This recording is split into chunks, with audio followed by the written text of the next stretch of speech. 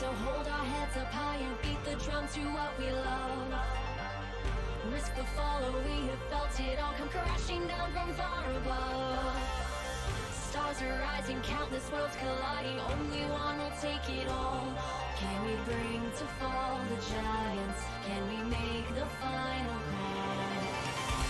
We are the ones to ignite the darkened skies, the champions of the world that we defy. A soul right at the view who rise up high, and we all fight at the last light.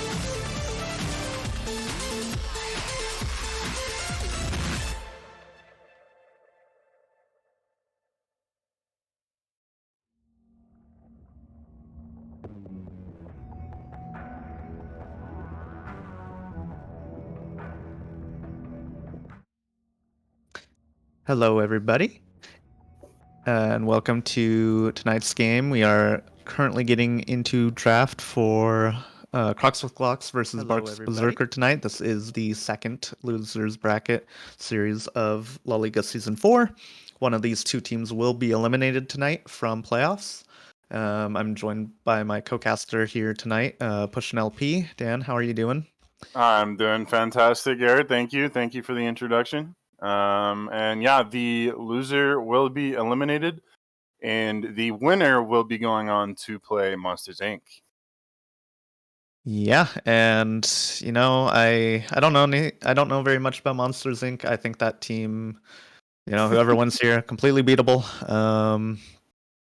For whatever team wins here against Monsters Inc. as well.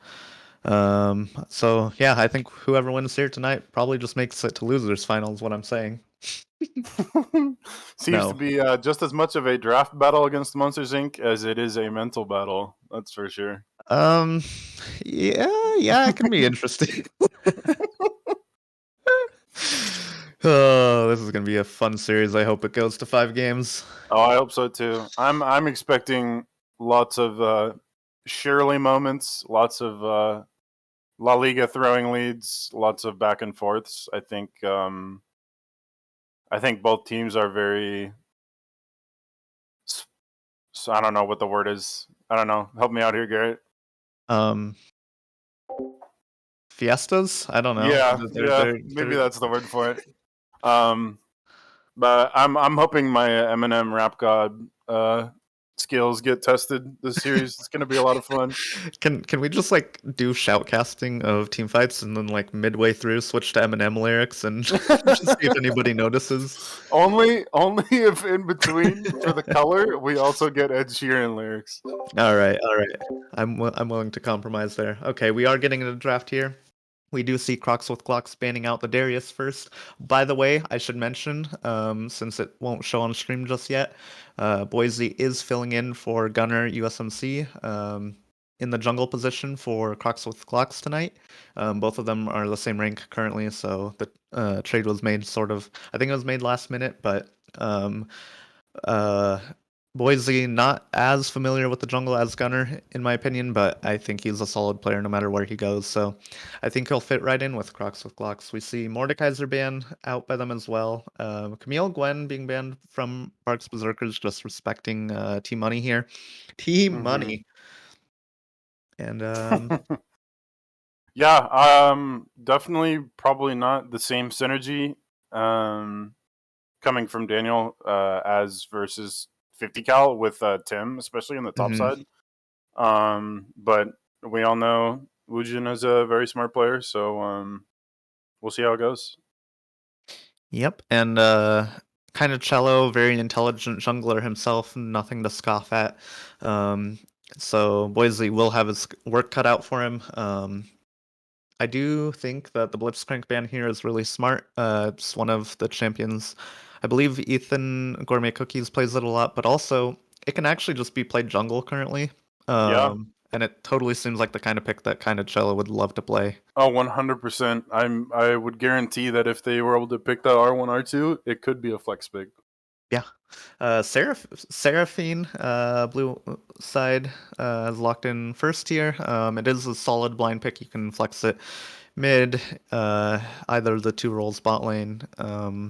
I think it's a fine blind pick here against Barq's Berserkers. Yeah, Swain. Barb being hovered there for a minute, but that will be Swain picked up for Barq's Berserkers. So that is Swain for Space Murph. Correct me Yeah. if I'm wrong. I wonder if Francis was just flaming as captain there.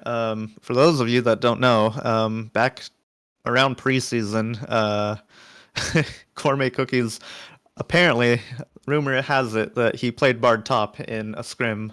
Not sure why. Not sure why, but that might be the callback there. Tristana being picked up here. As you might be aware, Dan, I'm a little traumatized by the pick at the moment. But it's just a really solid engage marksman here. With the Swain, it makes a lot of sense. Yeah, absolutely. Yeah. I'm 100% aware of your trauma, but also just excited to see the champion. I know that for ZWD versus Froggy Fighters, Tristana may actually end up being like a pretty heavily proud pick, as both Rob and Sporadic do play it. Yeah. Interested to see how it's gonna play out into Seraphine.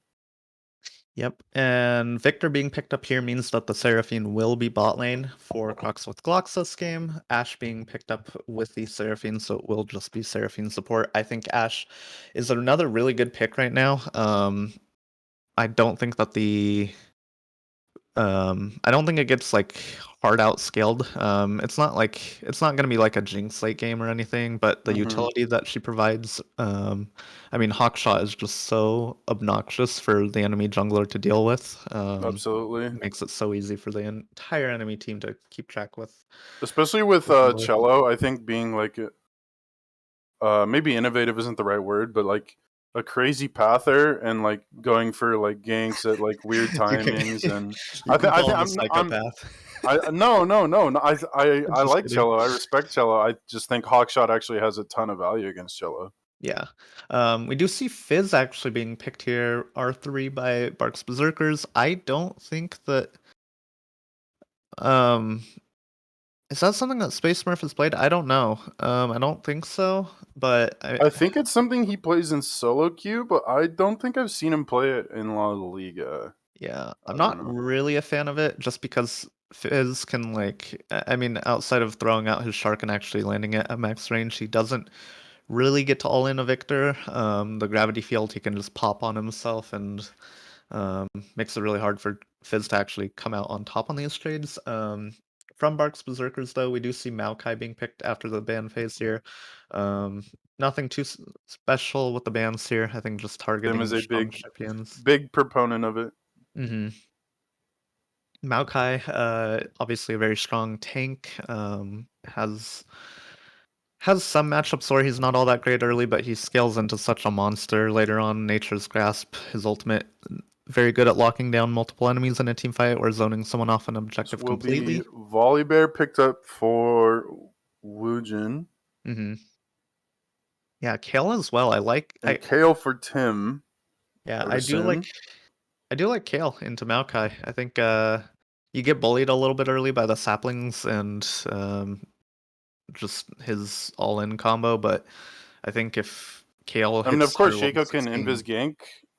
yeah, that's true too. Yeah, It is I just a hover mean, at this point, though. it is just a hover. Ooh, Tom the Kench will throat be go. picked. Okay, that's gonna be bot lane from Gourmet Cookies. Most Okay, likely. so this is most likely a Maokai jungle, it looks like. I was thinking it was actually so Gourmet Cookies does play Tom Kench support quite a bit. I do think it will be Maokai top, Swain mid. Oh, actually no, I didn't think about the Fizz at all. Yeah, I think it's going to be a Swain top. No, huh. I don't know. I'm not sure. I'm actually a little Barq's stumped. 'Cause Berserkers is known for they're doing their, something wacky their here. yeah. It could also be it could actually even be Swain support too. I don't It know. could, and it could. But that is usually a pick that They could just run double is tank solo something lane. I Ethan mean, like. yeah, I mean, they could just be running double tank solo lane here, or even Swain top, actually. I mean, if you don't want to run a tank into the Kale and actually want to look to Punisher, because, I mean, you can actually run either of these two tanks here in the mid lane into Seraphine, and they're not going to be punished by the Seraphine pick too badly. I mean, yes, she can poke them out, but, I mean, they're not really going to care. Yeah. I wonder if this is Swain top and Maokai mid, actually. Oh, it looks like Oh, it Tompkins will top. be Okay. Tompkins top. I'm not sure if Ethan Ooh. has given Francis any coaching on this pick, but I know the Tom Kush in the top lane was a Gourmet Cookies Tom special. Kush. Was a Gourmet Cookies special back when he played top lane. The Kench has been unbenched for game 1. Yeah, and I will get a prediction started between these two teams here in just a minute. So that you guys can spend your channel points appropriately. I wish I could spend them. I keep losing mine. Not sure how that keeps happening, but it does. Yeah, we will get that prediction up for you as soon as we can. In-game draft just getting fleshed out here. They're going through it relatively quick, and I imagine, we'll be back in a few minutes once everybody is in game.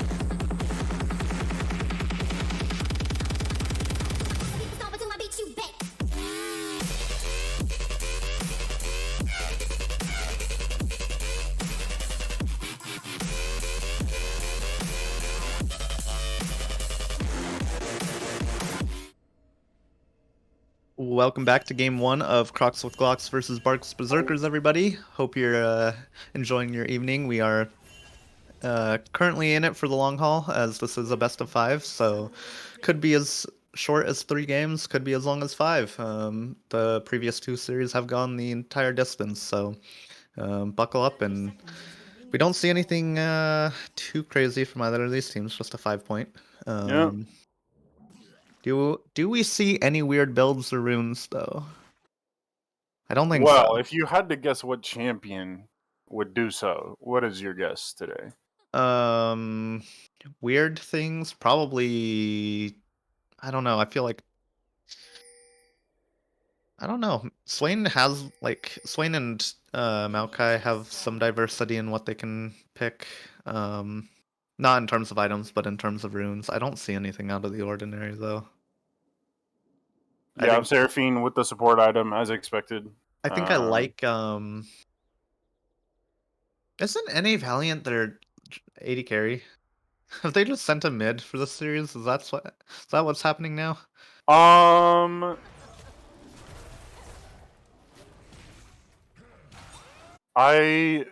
sorry. In our last game, before playoffs started, against Barq's Berserkers, NA Valiant did go mid. Oh, okay. So maybe this is just something they've found themselves more comfortable with. Not sure. Looks like Swain will be trying to look for some pressure. Yeah, he's a little far up but himself he here. is a little far up, and he's just gonna die. Yeah, Ty's cool does get the kill, but he actually gets the root again. I mean, this is an Ash combo. Root, and this will be a kill towards Ash. And it will be 2-0, 2 minutes into the game. Maybe that's why NA Valiant won mid. Flash coming out of kind of Cello here. From Maokai. Kale getting knocked forward. She is going to flash. Tom Kenchku is going to miss, so she will live. But she does have to back. And she brought Ghost and did pop it there, so she actually can't TP back. Yeah, and I do like the proactivity from kind of Cello there, just going top and getting his top laner an advantage after he sees this bot lane go the way that it's going. Gourmet Cookies actually does fall to the volley. Almost lived there, but he does get the kill onto the Seraphine. And Ash does have to back. Yeah, unfortunately, I'm not sure what exactly the wave state was, but not like Tristana can freeze anyway, so... Sorry guys, pushing LP as the top laner, he can't think straight. Volibear was not in fact bot lane in that fight. Did I say Volibear? Yeah, but another good trade by the bot lane of Crocs with Glocks here. I really love Ashe Seraphine as a combo in the bot lane, so for those of you that don't know, Seraphine's E is a slow, unless the target that it hits is already root or slowed, in which case it's an actual root. I didn't say Volibear, I was talking about Ashe W. Oh. Oh. It's all good, it's all good. Oh. Well, this is why I'm in loser's bracket, okay? Already a Noon Quiver on Ashe, by the way. That's absolutely ridiculous. Yeah, I mean,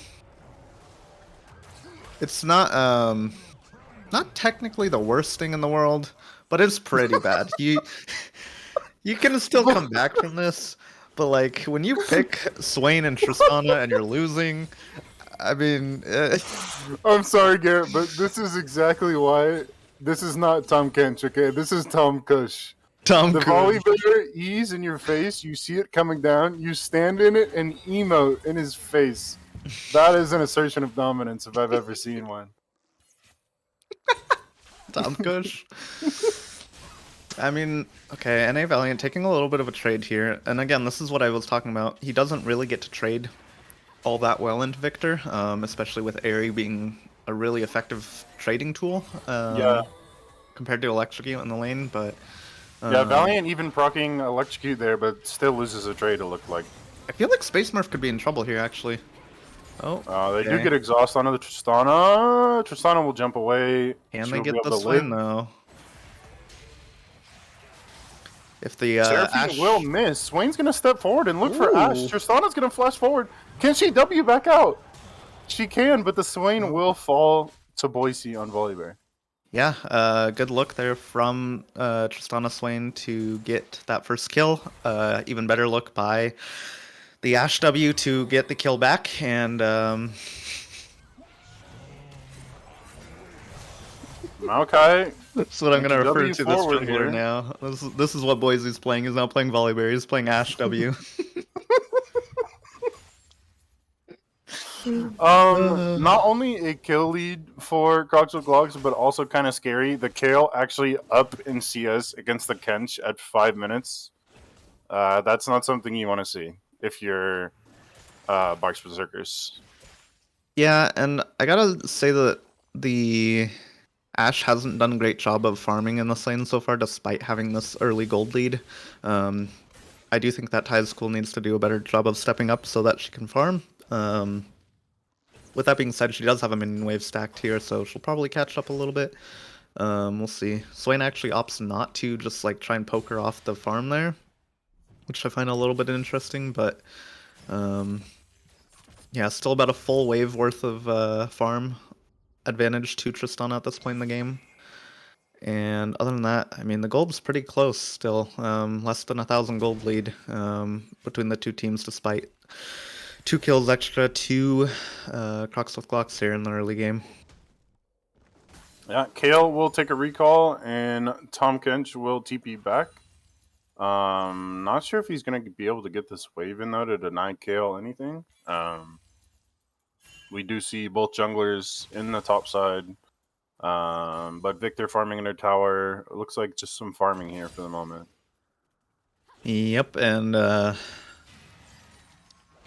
want to say Barq's Berserkers. Okay, well, hold up. Tristana's going to jump in. Cleanse will be used. The bomb will just absolutely explode Ash, and that will be an easy kill for Barq's Berserkers. I'm really glad I didn't get to finish saying what I was saying there, because that would have been a caster curse and a half. I was about to say that. You already thought it, so I think it counts. You thought it, and the caster curse happened. I was literally about to say Crocs with Glocks have done a good job in this early game. They have this lead, and they could probably look to translate it into this first dragon, and then I watched the Tristana jump in for a second time now. But yeah, she does pick up the kill in that fight, and it's exactly where the gold needs to be for Barq's Berserkers in this game. Your Tom Kench and Maokai, gold doesn't really matter. Fizz getting kills is nice, but he doesn't have like team fight winning damage like Tristana does with her resetting, or Swain for that matter. And I do think sorry, I'm being distracted by Twitch chat. I already made fun of the end the game spam from casters last night. It was a little bit fun watching games at 11 p.m. and trying to cast. But I've done it. This is the 3rd night in a row I think I'm doing it. No, I played on Tuesday. See, I'm losing track of the time. I'm getting dementia. Okay, we do see more trading. God, dude, this oh my god, this first 10 minutes of the game is so boring. We had like 2 kills a minute every other game in the last series. I'm gonna be honest, I'm falling asleep in this one, Dan. I don't know how you're falling asleep. I think this has been relatively action-packed so far. We've seen some interesting plays. Tristana jumping in, Seraphine a little out of position, and she will fall to the bomb. And that will be another just easy kill for this Barq's Berserkers bot lane. Remember what I said about wanting Ty's School to step up a little more? I take that back. Yeah, I don't know. Maybe I need to switch the color so the caster curse may not happen so often. I don't know. All right, Mr. Colorcaster, what are we thinking here? Don't make me color cast. It's Okay, not good. okay, I won't. All right. Maybe that's why I'm falling asleep. There's nothing Given to that color bot cast. lane kill is going to be easy dragon pickup for Barq's Berserkers. Fizz at a severe health disadvantage, though, continuing to get out-traded. Yep, and so far, I mean, I don't know about you, but I feel like this is just another dead Ash. Yeah. Yep, that is impressive. Not sure Volibear can return anything here. Another good Swain pull, though. He's been on point with these in the last couple of minutes.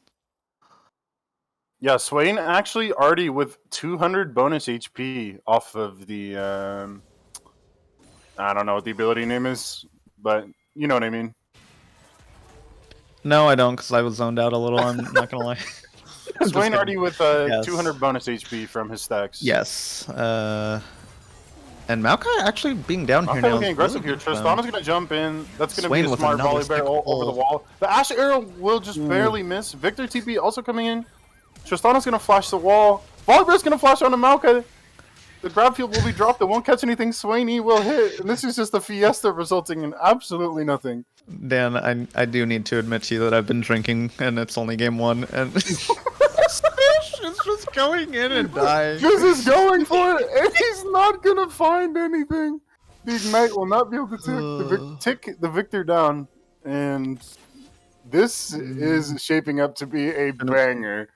Yeah, Flash of Night, more like Flash of Fisherman here, as he just finds the fish in this bush for whatever the fuck reason. I couldn't tell you why he's there, but he is, and yeah, Tom Kench obviously continuing to get good trades in this lane. At some point, the Kale will outscale him, probably around level 16, but it does take a while to get to that point. And Tom Kench just gonna walk forward menacingly here.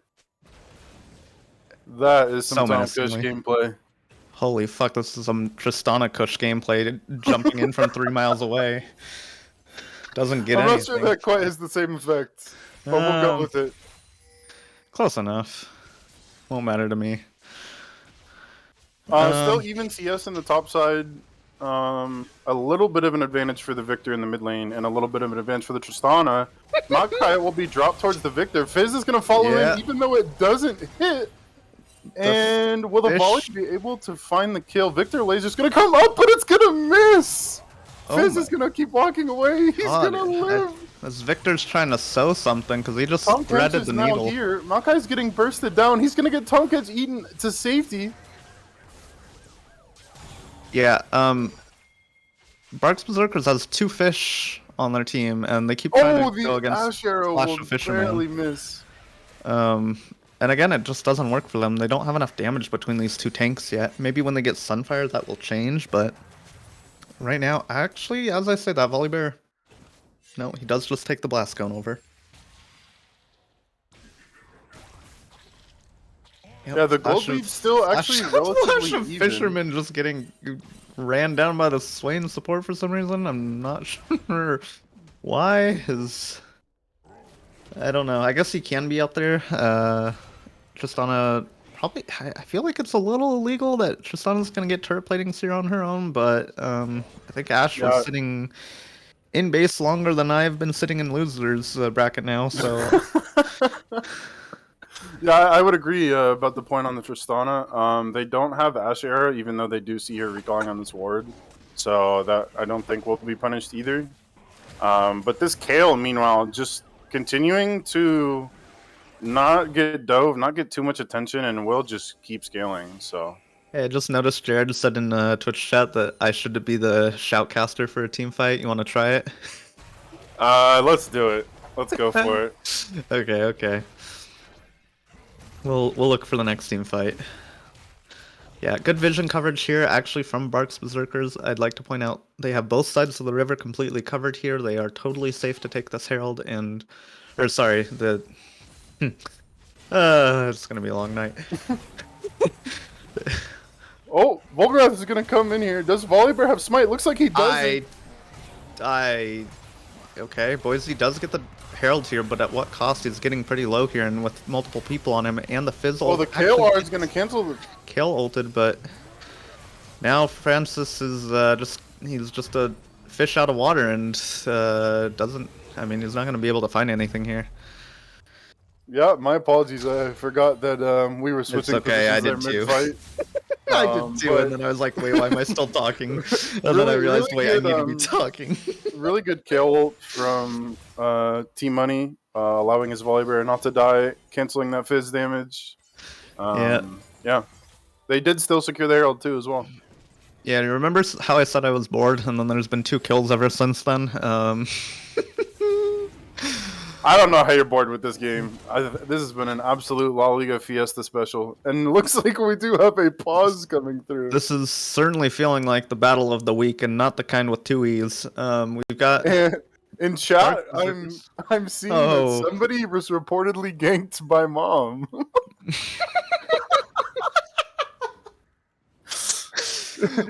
Taya's cool coming out with the "Did she bring the sandal?" So Did she bring the sandal? we'll see if this is both the quote unquote a banger in game and a banger out of game.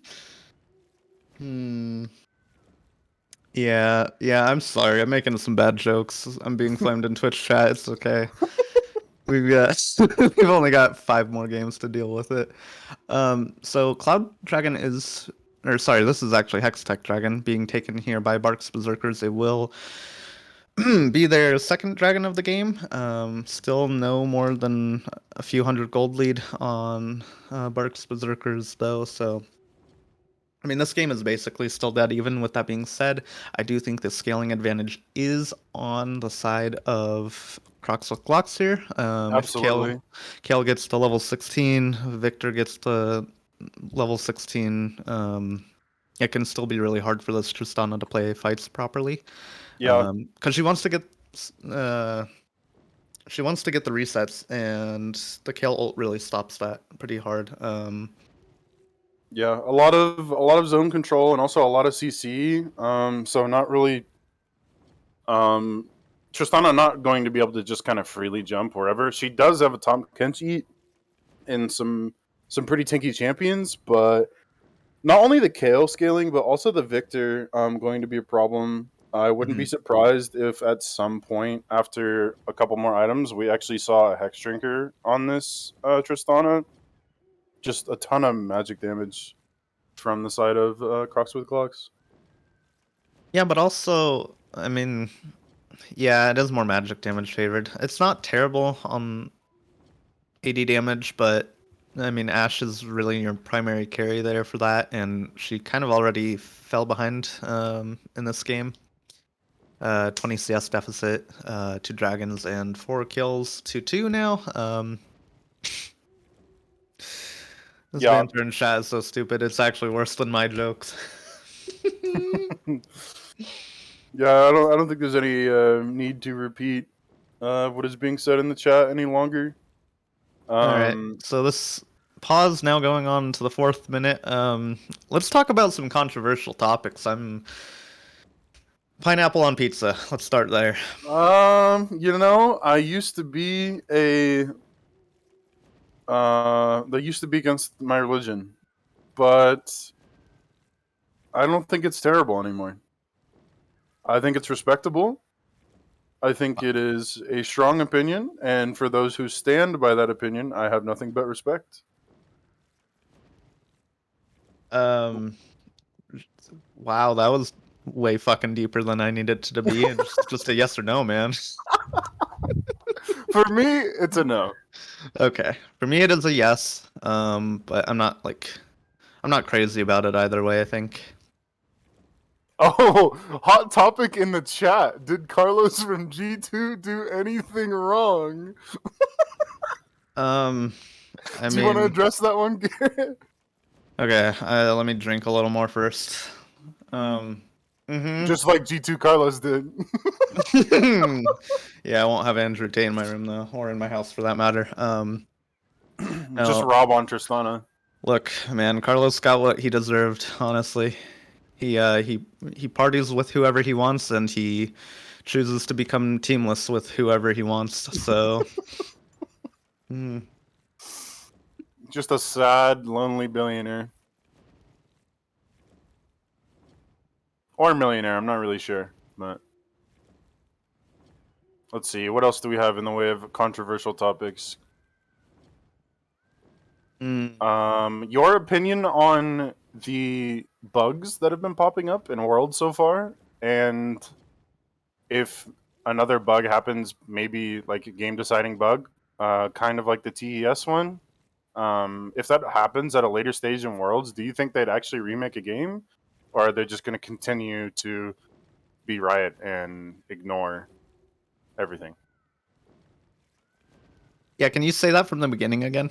No, I'm just kidding. Just kidding. I do think that the bugs are really unfortunate. I wish they didn't happen at the frequency that they actually do happen in professional games. I don't think that's a controversial thing, though. I think Riot just needs to fix shit. But also, if people are getting outraged because someone loses a game over a bug, I mean, I feel like that's an indicator that the team that is winning or losing based off of that bug wasn't playing well enough anyways, if they have to rely on a bug to change the outcome of a game. Yeah. Um, I think that's that's just definitely my the case outlook on it. for the G2 Darius bug. But for the TES one, I think I definitely have a little bit more sympathy because the Nexus was very low, and if Lucian can just get an E and like 2 autos, like it's gonna be really close. And 45 seconds later, the game was ended by their opponent. So Sorry. Bullpen just said Alterus says just win lol, and I said do what I say, not what I do. That's just Oh, I'm in it's losers game bracket one, and and I'm Garrett is depressed. laughing at his own jokes, ladies and gentlemen. Be prepared for a very long night. Mm-hmm.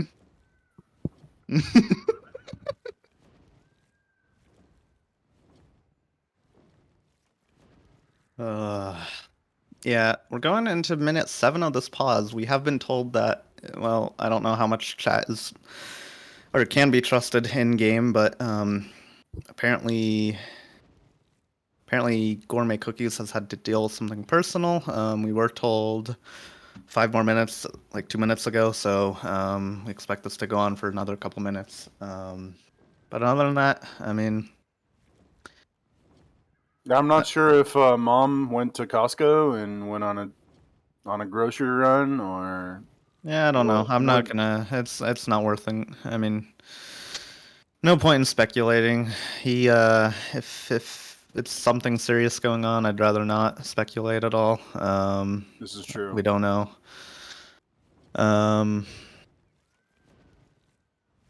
What could be more serious than La Liga losers bracket, though, Garrett?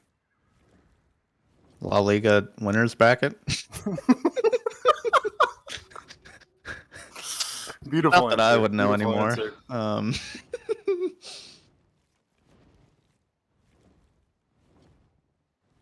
Okay, so Glovely is telling a joke in chat. So a Noxian, a Demacian, and a Freljordian walk into a bar. I'm waiting for him to continue. He left ellipses at the end of that, and I don't see any continuation of it. I'm not laughing. That's right. And Ben has rage quit. Never mind, he's back. I take it back. Oh, dang. I wonder if that was a little bit of BM, or I don't know. Sorry, waiting for her. Yes, that's correct. I'm. No, that's not a good excuse. I was gonna say I'm really drunk and not paying attention, but I really should be. I'm sorry. I apologize. All right, looks like we're getting back in the game, fortunately, because this is starting to get awkward, and I'm just sitting here The unpause is alone going in a through. room talking to a microphone to God knows how many people. There will be a weird delay after the pause. Usually the game tends to freeze a few seconds even after the game unpauses, so please just bear with us as we get back into game. Yeah, so second dragon going down for Barq's Berserkers here in just a moment. Seraphine and Ash just catching wave bot lane. I would actually like at this point for Ash to just freeze the wave bot lane and then have Seraphine roam. But man, I gotta say, Barq's Berserkers killing it on the vision this game. I mean, it looks like a Christmas tree in the bot side here. Yeah, absolutely agree. And like we did mention before the pause started, scaling definitely in favor of Crocs with Glocks, but that And is here at we- least that is at least 2 Drakes and permanent stat gain in their favor. So Yep, and I would color cast, but I don't think there isn't anything I didn't talk about over the last 10 minutes. Remember how we started this series earlier, and I was all happy that we started it earlier, and then we had this pause, and now it's basically the same time as if we had started the series at 7 o'clock anyways.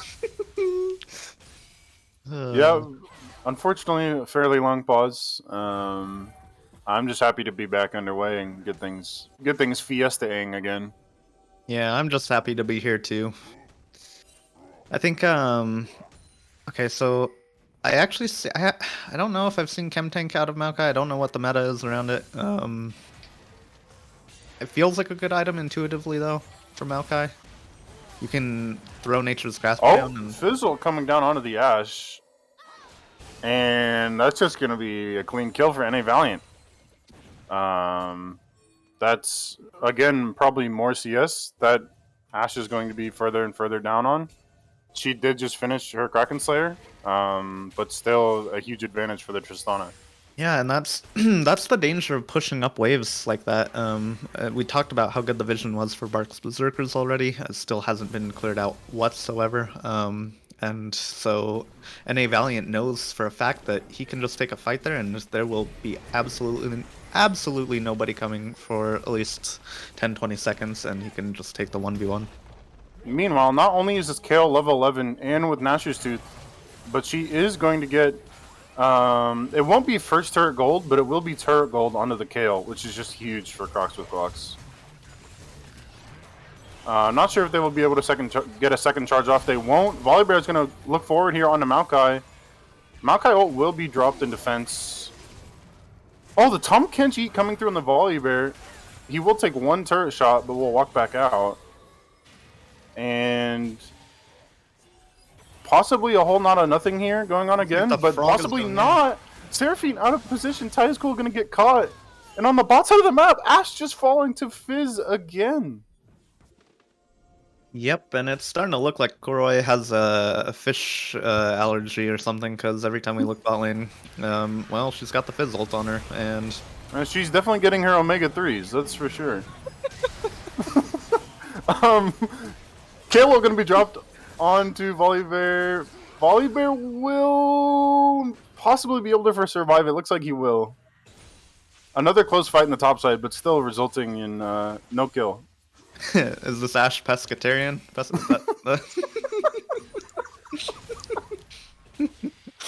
Possibly. If only they would have drafted Nami support. We'd be getting the full sushi platter. Oh man. Yeah, and Tom Kench. I mean, it's true. Teleport being used here by Flash of Night mid. I don't think that he actually... Okay, they choose not to punish it. I think they could have actually just chose to dive him there. I don't know. Swain would have had to lead for the dive, but I think they could have at least forced Flash out of him. And then, you know, if Ben on the Victor, if Flash of Night on the Victor ever like has to flash out, do we just call him of Night at that point? I think we call him 5-minute cooldown timer of Night. Doesn't... Yeah, that rolls off the tongue smoothly. This is going to be Karab secured for the side of Crocs with Glocks. Potentially, they are clearing out some of this red side vision, and they're looking to secure the river for Drake coming up here shortly. Yep, they don't want to spoil this game by letting Barq's Berserkers... Oh, the Ash Arrow is going to hit it on the Swain. It's going to be followed up by Volibear. Will the kill go to Kale? It won't. It will go to Ash. Still really good. Trying to help Ash recover from falling behind a bit. And mid tower will be taken first.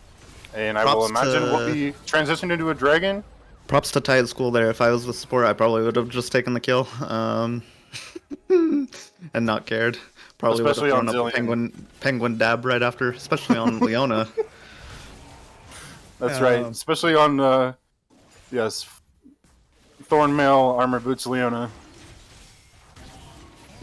It sounds so much worse when you say it. This is going to be top tower picked up for the Tom Kench. Kale is here. Not sure if she's just looking to collect the wave. And it looks like she is. Tom Kench will walk away. And it will be 3 in the mid lane for Barq's Berserkers. And we do see both tanks from Barq's Berserkers here actually itemizing into magic resist first. Actually, no, never mind. Tom Kench does have a forget what the Thornmail component is called. Bramble Vest. Bramble Vest and Giant Spell, yeah. Yeah. So actually he is going armor, but both of them having more MR than armor at this point. So Ashe still feeling comfortable with her damage, but it is going to be, well, maybe not into the Tom Kench, because as I say that, he did actually finish Thornmail 21 minutes into this game. Victor ult will be dropped here. He almost dies. Fizz gonna flash E in. Oh my goodness. Fizz is gonna stopwatch, so he'll stop taking the tower. But Maokai won't take it further. Fizz will still fall after the stopwatch and the flash are burned. Yep, and 5-minute cooldown of Please night. please don't make God.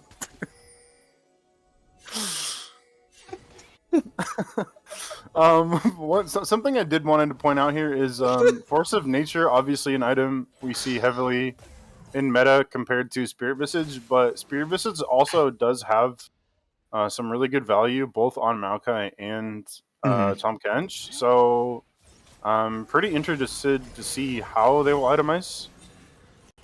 Yeah, and I gotta give credit to the solo lanes of Crocs with Glocks this game. They've done a good job of getting themselves a farm lead in both of the solo lanes into not super easy matchups, where their lane opponent got a lead early, but they've managed to turn it around, and less than a 1k gold lead yet again for both teams. Yeah, and just an update on Swain. Swain only now with 300 bonus health compared to the 200 earlier, so not quite on the pace. Gourmet Cookie's not quite on the pace that he was, but still farming stacks. Well, is he chasing after Tom Kench here? Does pull the flash out of the Tom Kench. He does flash, but he does not have a tier 1 for actually, safety. Seraphine is here.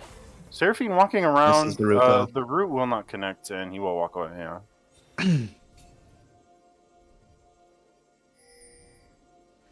Yep. Fizz matching the Kale in the bot lane. Not sure. Yeah, it's not the best. You want? No, it's not the best for them. I mean, Kale can just play at range, and unlike the Ashe, Fizz can't just commit directly onto the Kale because she can ult herself out of most of the damage from his combo, and then just look to turn and kite him to death. We do see Kale resetting, possibly looking to roam up. No, never mind. It just goes back towards bot. Tristana able to take the tower out with her insane tower damage. We did see Flash come out of the Ashe a minute ago. Not sure.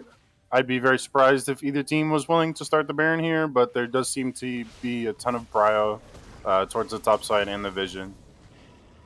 Yep, and one thing I'd like to point out is that if Fizz continues to match the Kale in the bot lane, Kale does have Ghost, so if there's ever like a Baron threaten, there's a world where Kale can actually just Ghost across the map, and they will have numbers for a Baron fight if they wanted. So that is something to keep in mind for this game. But I, at the same time, I don't have a lot of crazy expectations for La Liga games, so I don't think someone would. I mean, Team Money is pretty cracked though. Maybe that's also just all more solo gold onto the Kale for that tier 1 tower. Tristana will jump over the wall. The Ashe Arrow a little bit late, also will not hit. So that will be on cooldown, possibly for this dragon spawning soon. Yep, and good vision control coming out from from Crocs with Glocks here. They do find their way into the river first. They will have control for this 4th dragon spawning. And good route from Ty's Cool on the Seraphine there. Gourmet Cookie's actually getting caught here. Chunked out. He's going to have to flash away from the Victor ult. Volleybear's going to ult on top and dunk the Swain. Nature's Grasp, though. Well, Ty's Cool appears to be caught out here. The Seraphine ult will not catch very many people. Oh, here comes Team Money, though. Here comes Team Money. A kill from the Maokai. Barq's Berserkers now running for their lives, it looks like. Tristana is staying in the fight. T-Money just continuing to DPS down. He doesn't have R, but he does have stopwatch. He will pick up a shutdown from the Tristana. Yeah, and NA Valiant does go down And there. another kill, another shutdown on the Kale. This Kale is going to be so Kale, massive man. here on the next Fizz did get recall. 3 kills himself in that fight, but yeah, Kale just decides to commit global warming, chops down the tree, chops down the last fish on Earth, and they're just going to find themselves the dragon here, tying it up to 2-2 on the Drakes. Infernal Soul being the soul for this map, really good for Kale. Some Kenji will be used in WA, and they will just fly away to safety. Yeah, I'm really interested to see after these bot waves what Team Money will be able to buy. He has a lot of gold in his pocket. Somebody is asking where the Nasus pick is. It was banned in Champ Select, just in case you were wondering. So Crocs with Glocks did ban that. I believe it was actually in the second phase of draft, but before they picked the Kale. Yeah, I believe the Kale was picked in the second phase of draft, obviously occurring after the bans. So Kale available, but Nasus not available. Yep, and I gotta give credit to Froggy Fighters for giving them PTSD with that pick. Nasus top, good niche counter pick into Kale just because you accomplish the same thing, but Wither stops Kale from being able to do her thing late game. Yeah, and I did test Nasus out myself after the buffs, and did see that UGG reported a 60% win rate for Nasus against Kale. I played it once, and Tim has personally told me he will never see the champion in his games again. Ooh, Volibear jumping into the Tristana here. Good Seraphine ult. Kale just continuing to rain free damage down on everybody. Will use the ult on the Volibear. Maokai will fall. Ash also free hitting Maokai. And it looks like Crocs with Glocks here are avid conservative voters, as they themselves want to they really, really want to commit to this global warming strategy. Okay. Oh, jeez. Jesus. This stream is friendly for everyone, and certainly not getting overly political. I am simply making a lighthearted joke. I hope nobody takes. Yeah, it is just jokes here. We do see nothing the Fizz serious there. Looking for a flank. Probably won't be able to find anything here, as the Volibear is just hovering on his side, and well, there's nothing you can really do about a Volibear stun. Yeah, I'm not sure what Fizz can really do from that angle. You will walk away, and that will be another tower picked up for Crocs with Glocks. Meantime, with a Kale in the side lane again. Yep, good reset here from Crocs with Glocks. They will get back onto the map together, so nobody will really be caught out. Team Money a little bit far up on the map here, but I don't think that Barq's Berserkers have even realized that the rest of the team has reset yet, so they won't even look to punish him up here. He will get the tier 2 here, which is going to be a massive amount of gold for him. Yep, 600 into his pocket. And he probably finishes third item off of that. Yep, or fourth item, sorry, Rabadon's. That's going to be a Rabadon's death cap. This Kale is an absolute monster right now. Yeah, someone check his PC. He's Flame Horizoning everyone in this game now, except for the Tristana. Might be scripting, might be cheating a little. Or maybe he's just that good. And I do think that is the case. Boise taking a little bit of a trade 1v2 here, but he's actually coming out on top. And as I say that, gets flung into the tower. Forced to ult out on Surge. Yep.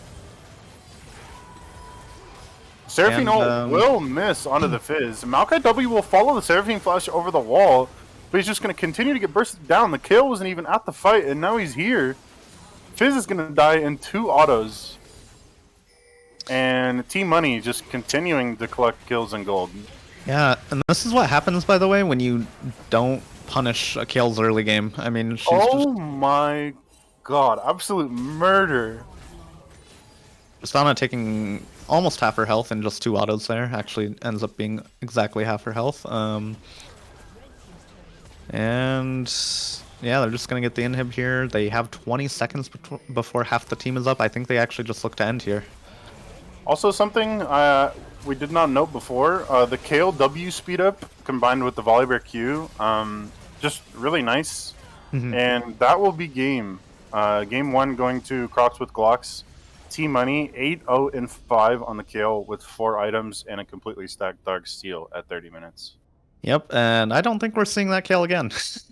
I don't think we will. But honestly, it was a good early game from the Tristana and Swain to get back into the game after giving up a couple of initial kills. But yeah, they got their advantages on the champions that they needed to, but they were never able to actually transfer it anywhere else on the map. And Kale just scaled to the point where she was, I mean, a one-man army, and Barq's Berserkers need to find an answer. Yeah, it looks like feeding Ash that pescatarian diet was not enough of a game plan to shut down Crocs with Glocks. Yep. All right. With that, guys, we will head into a short break before we get into the second game draft. We will be back when that is starting.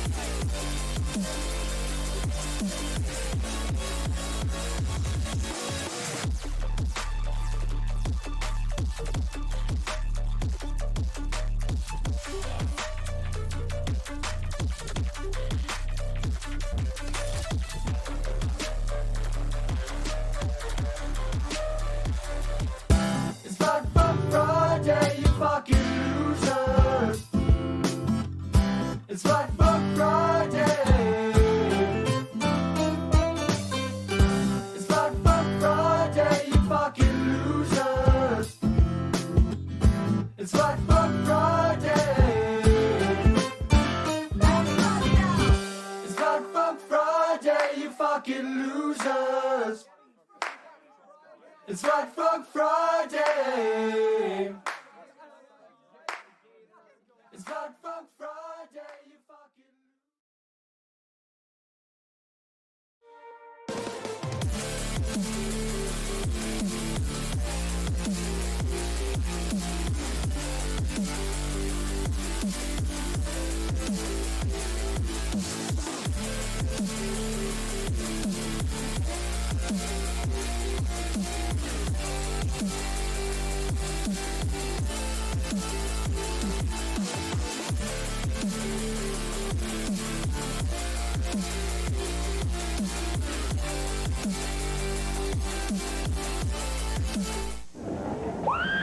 Barq's the one with fight. What do you mean Barq has fight?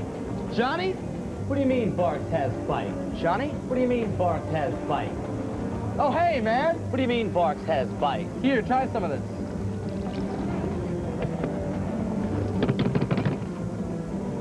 Ouch. I haven't seen him that excited since he got his heels. Ouch. You tell him, Johnny. You tell the world. Laney Lockwood, 20.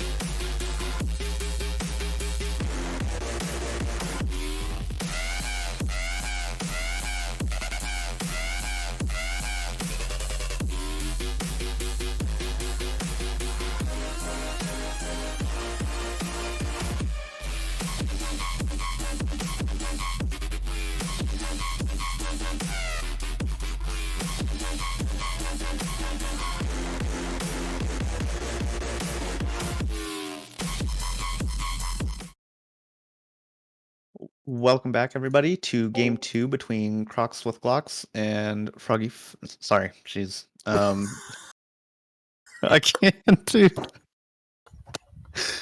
Crocs with Glocks and Barq's Berserkers. Barq's Berserkers going Thank to be you. on blue side this game.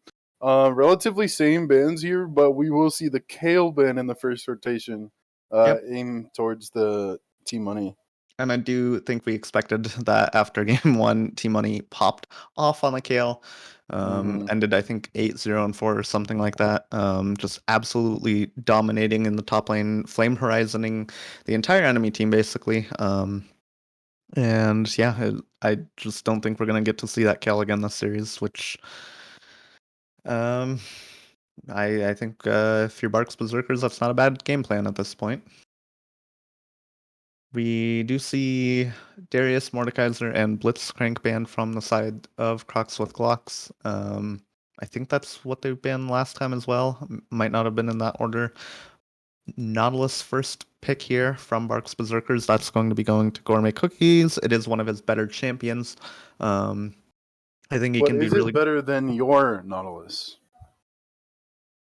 You want the honest answer or the friendly Garrett streaming caster? Because I'm drunk, so I'll give either one right now. Let's do the friendly Garrett answer. He's fucking cracked. I'm honestly I'm excited to see him play this. He's not a super useful champion right now. He's gonna pop off. In no way does he certainly get countered by a Mumu. This will be super effective. What was I talking about? I'm not sure, but Ash also picked up for R1, R2. I would assume that's in a Mumu bot or no, Garrett. It can either be bot or jungle here, technically. I do think it will just be bot lane. So Mumu has this interaction where he just tanks the hook from Nautilus and then he says, goodbye, I'm going to go crowd control your AD carry for twice as long as you just tried to crowd control mine for. Curse of the Sad Mummy, very, very effective way of responding to Nautilus ult. Because we have a No, bar jeez. here on B2 for Barq's Berserkers. That will be Nautilus and Bard on the same team. Not sure where they will end up, but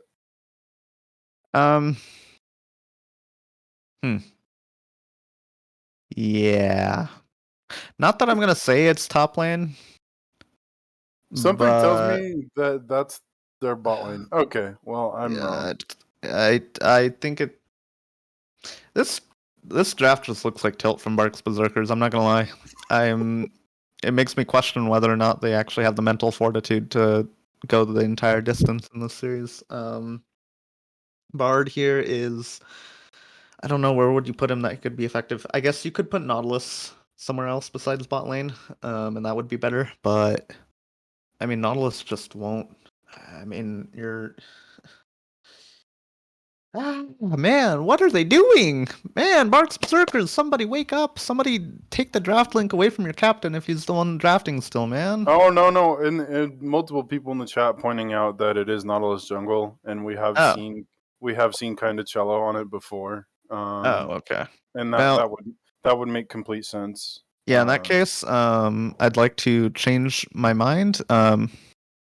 No, actually, I don't. It's still a garbage pick here. I'm not gonna lie. The Vi is just going to obliterate it. Vi can tank the Nautilus hook or the ult with her ult and just cancel it entirely. If she's positioning well. Nautilus, I mean, who are you hooking here? You're hooking. You're not hooking a Mumu. I mean, you don't get any value out of that. And Ash, I think. I mean, maybe if you land a hook on her, it's good, but we'll have to see the rest of the draft.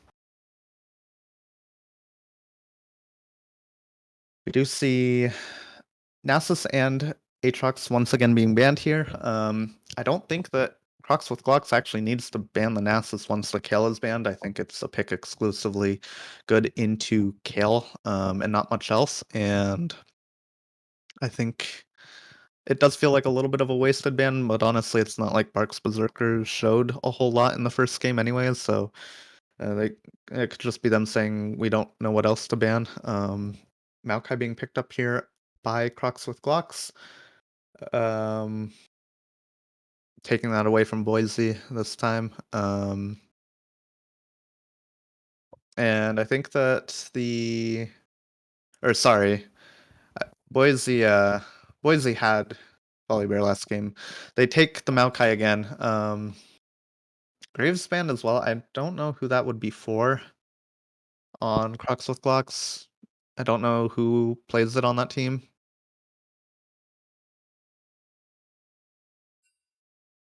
Maybe it's T-Money. Actually, I think Daniel Boise could play it as well. Okay, and they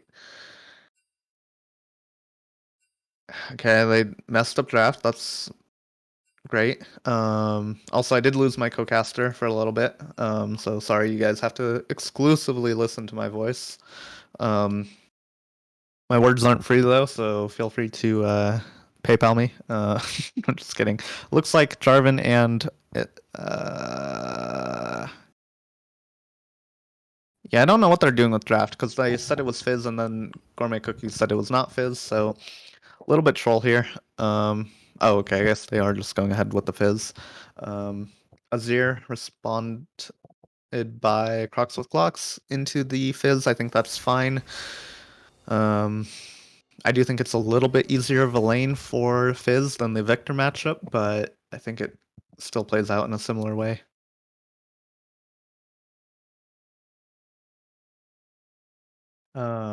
We are going to head into. I'm actually going to send us to a draft a little bit earlier. I had some things to talk about, but I think I'm just going to give Push and LP time to come back so we can talk about it a little more.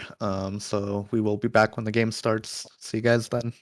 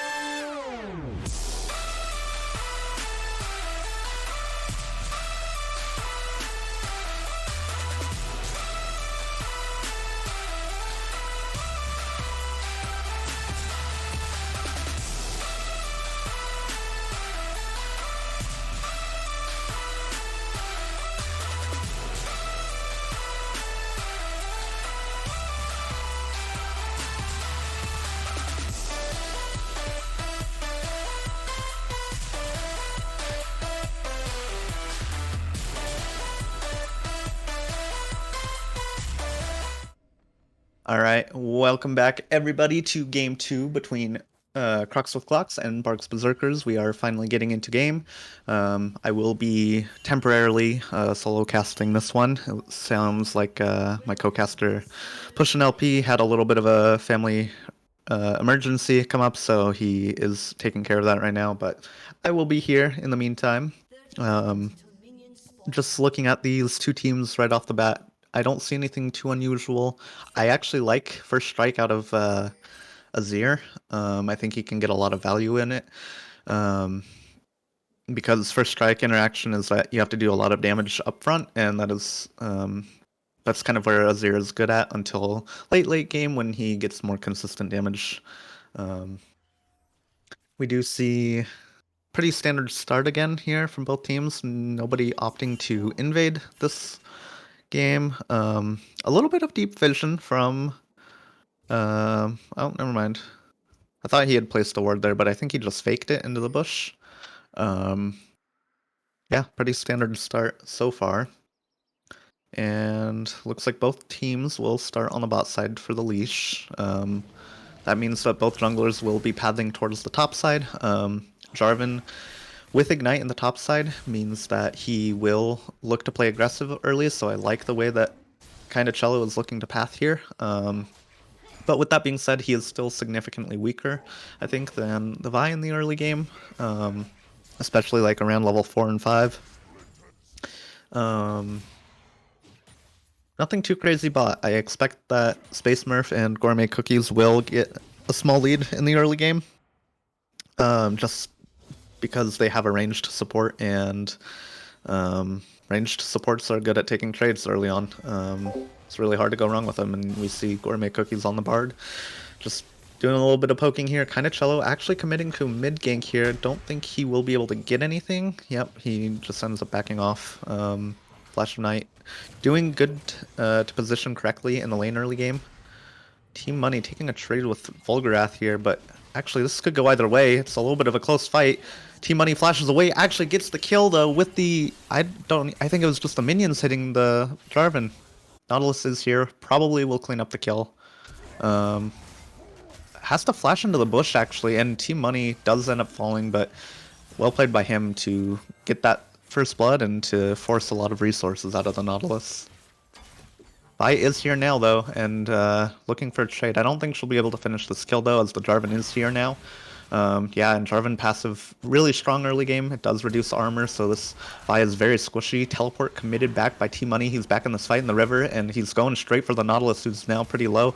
Is hitting the Jarvan, but he just flags and drags over the Vi and finds the kill, and now T-Money doesn't have a lot of damage. He's probably going to fall for a second time here. No, actually does turn around a little bit with the damage, does pick himself up his second kill, but I expect him to fall to the flag and drag. Yep, and bot lane, we see Tide School actually committing, lands the bandage toss, but has to flash right out in order to save himself. Mid lane, Flash of Night taking a little bit of poke here, actually. Another bandage toss in the bot lane. Ignite committed immediately by Gourmet Cookies. He knows that that's a mistake from the Amumu.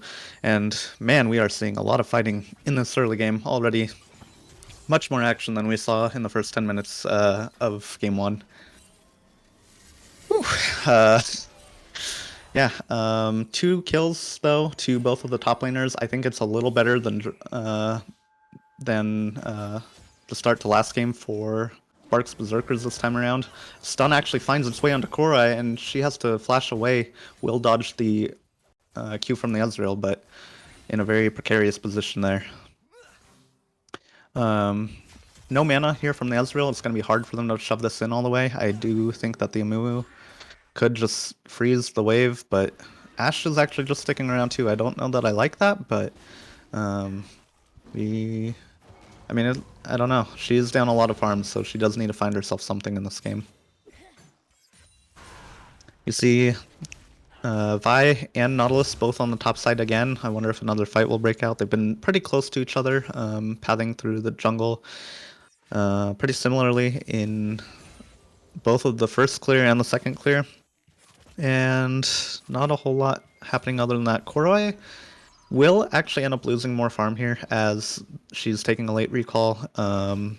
Ezreal and Nautilus could just look to push the wave in because they know that the Ashe has to reset at some point. They know that she came back for the wave with low health, so she didn't reset in the first place.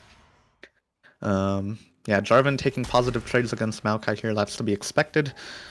T-Money has a lot of farm here, though. Boise on the Vi is looking to path around. He will be spotted in a second here. Jarvan actually doesn't have his flag and drag now because he just queued the Maokai. They might look to get the kill here. Does miss the dash onto the Jarvan. Jarvan gets the flag and drag over the Vi and manages to get out.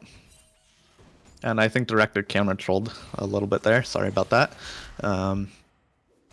T-Money taken.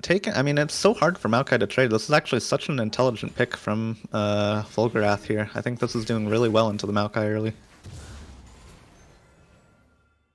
Kinda Cello taking some camps away here. Will find the Amumu, lands the Bard stun. Bandage Toss won't be able to get him away from anything here. No minions around. He 1 HP, dodges the Arcane shift into the Q from the Ezreal, but Amumu is going to have to reset, and that's going to mean that Koroi is going to miss more farm, as this wave will crash into her tower. Gourmet Cookie's getting a little low, taking a trade from Flash of Night in the river here. Ezreal posturing aggressively, doesn't connect any of the Mystic shots yet, but is enough to dissuade Crocs with Glocks from continuing the fight.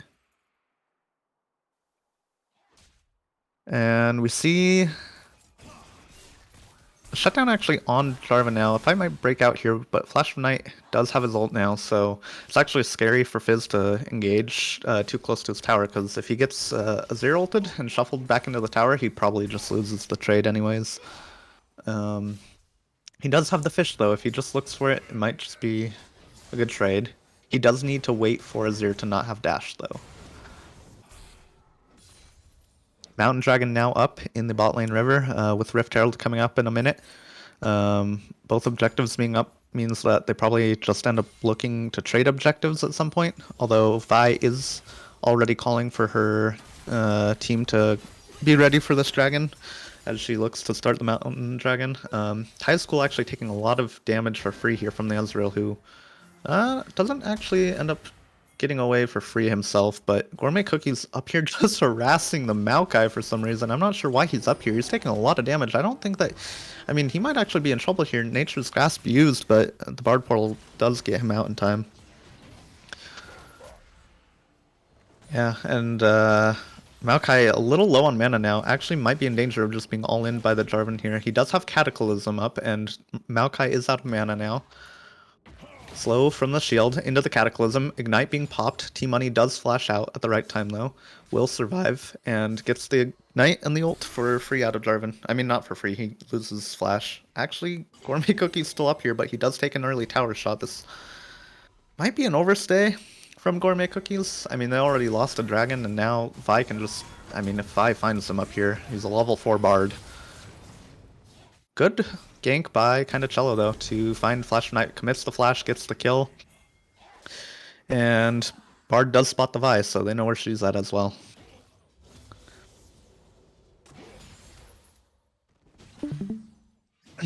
Bard coming back to the top lane. I think this man really did want the Bard top after all. But we see, I mean, T-Money is playing it very intelligently here. He knows he can just back off, and yeah, sure, he's going to lose some farm, but I mean, dude, your Bard's level 5 still. I mean, was about to hit 6. I think he could just hit 6 and it's a free Rift Herald for Crocs with Glocks here if they decide to rotate him with Curse of the Sad Mummy up to top lane. Teleport being used by T-Money here. Bard finally walking back bot lane, realizes that he can't stay topside much longer. And it was a really explosive start to the game. 3 minutes in, we saw this high number of kills, but it's been pretty slow ever since. Both teams slowing down the tempo a little bit, realizing, hey, this is pretty volatile. It could go either way still at this point for either team, and let's just slow down and make sure that we're the team that can find advantages. And it's working out pretty well for Barq's Berserkers so far, but they'll have to retain their lead. We saw this in Game 1 where they actually got early and mid-game leads individually, some of them, but weren't able to translate it into a win or any real objectives in the late game. Yeah, and it turns out Barq's Berserkers was not the only person that was ganked by mom, so... I know, in the chat you said you're being ganked by other instead of mother first. so it just reads being ganked by other mother. I only have one mother.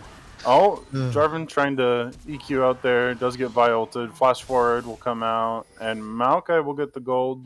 Not that it matters too much, but...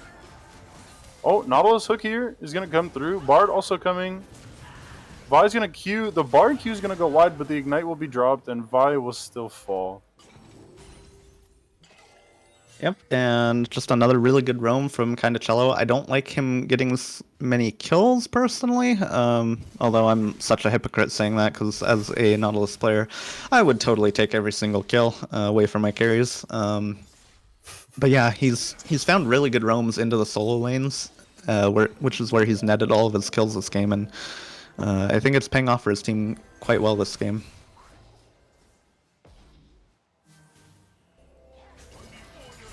See, Azir taking slightly better trades now. He was getting bullied a little bit early, but I think that's just the way that this matchup goes. I do think NA Valiant is actually at risk of just dying to an all-in here. Amumu's pretty close. If he gets baited into going all in, if he lands like an ult or something, it could just turn on him, but we'll see.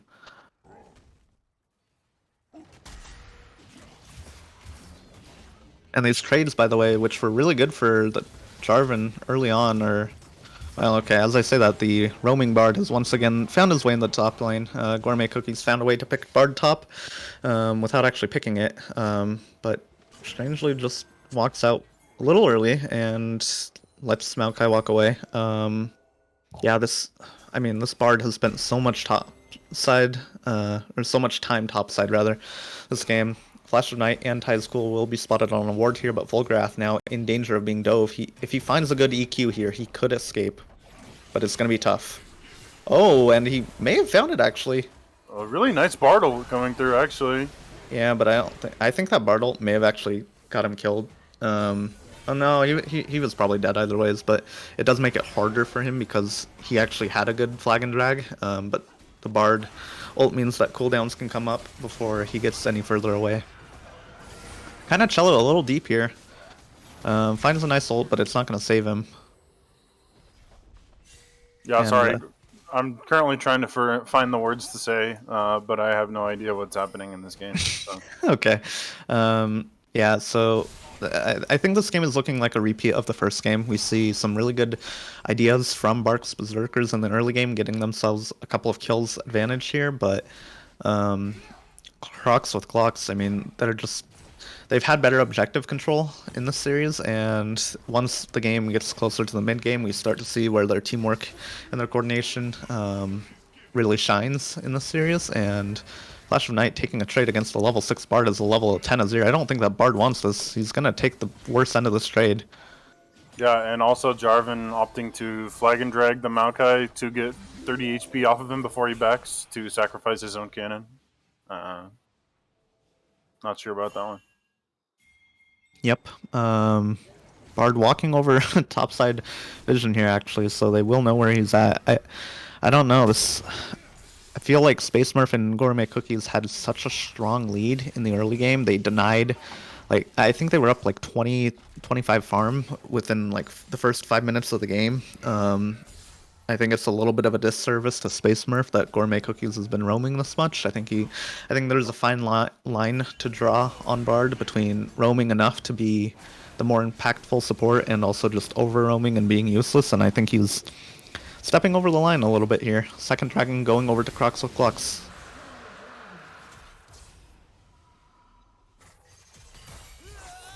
Good Mystic shot from Space Smurf, but he actually gets caught by the Ash Arrow as a result. Does have to cleanse to get out. Yeah, as E unfortunately kind of in a straight line there. Also landing onto him now though. But no cleanse now for the Amumu, but will it matter? We'll see here shortly. Gourmet Cookies, good ult onto himself actually to save himself from the Vi ult there. But it's not going to matter. I mean, he's just too far out from his team again. Another trade happening top lane here. The Nature's Grasp will catch this Jarvan. Getting a little bit low. He's a little under half now. Getting very low. He's probably going to go down in this fight. And this is just going to be a solo kill. Here. Yeah. Yeah, this matchup just going to continue to get harder for Jarvan in my experience. Maokai Q not only doing max percent HP damage, but also just on a much better cooldown for trading. Yep, and so far this Fizz is doing actually pretty good in this matchup. I don't think that this matchup should be easy for him, just by nature of being a melee champion into a ranged champion. But he's got a farm lead over the Azir in the first 15 minutes of this game. It's nothing like significant. Good Nautilus hook landing onto Maokai there, but I mean, this is a wet noodle fight. The crazy part about Maokai is even with no mana, as long as he continues the auto, he will continue to get his passive up and just heal through all of Nautilus's damage. Cataclysm being committed with the Nautilus ult as well, and well, the Azir decides to reject the fish and picks up kills for himself instead. And oh, Jarvan will able to actually return onto the Azir. Wow, very nice there. Really well played from Team Money, actually, being able to use the Magic Tree ability to get himself out of the Cataclysm and then flashing over the wall. Good bandage toss attempt from Kinda Cello there. He didn't actually have vision for that, so it was just completely blind. Flash ult being committed by Vi here. Ult from the Bard, though, will save Kinda Cello. And looks like Amumu might just be dead here. Yeah. Yep. Yeah, and I have to credit Space Smurf. He hasn't had a support all game, and he's found himself a 40 CS lead, regardless. Yeah, that's incredible. That's awesome. He should try out top lane. He's gonna actually just solo the game like that. Nope. Just for those of you wondering, because I see a couple comments about the Fizz in chat. Fizz, I don't believe has been buffed. Maybe his items have, but he hasn't been significantly buffed. I think it's just a pick that NA Valiant likes. Wasn't it this patch or last patch? His E received an AP ratio buff. Yes, but I don't believe it was significant. Okay. His matchup win rates haven't changed a lot. His win rate overall hasn't changed a lot. Yeah, I don't Yeah, know. no, that's a good point. That it's definitely not going to change. I mean, especially melee into a range matchup like this. Yeah. But yeah, this Space Smurf actually taking a trade here. Lands the ult onto Koroi, but he is taking the tower, so he has to back out. Nope, I think this has been another. I mean, this game is just looking like a repeat of the first one, like I said earlier. I think there's some really, really clean outplays coming from Barq's Berserkers early on, but they just seem to lack the coordination necessary to carry themselves through the mid-late game. And with this third dragon of the game coming up, it looks like either team could get into position still for this dragon. Barq's Berserkers do have the river control technically right now, but they are going to have to give it up as Crocs with Glocks are just closer. Ezreal is in the base, so they know they can't contest anything here. And they're just going to clear out vision here. Yeah. I did see some things in the chat about how this was a possible Divine Sunder angle for J4. And I completely agree. Would certainly help his trading patterns with the Maokai. Good tempered fate from the Bard, though. Does find, actually... Oh my, great Cataclysm. Yeah, the teleport flank came in, and it's just a free 2 kills, actually, and will be first dragon of the game here, most likely for Crocs with Glocks.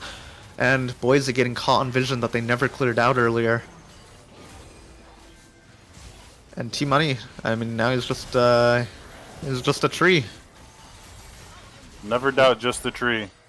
I mean, I don't know. Oh my god, he almost got a kill!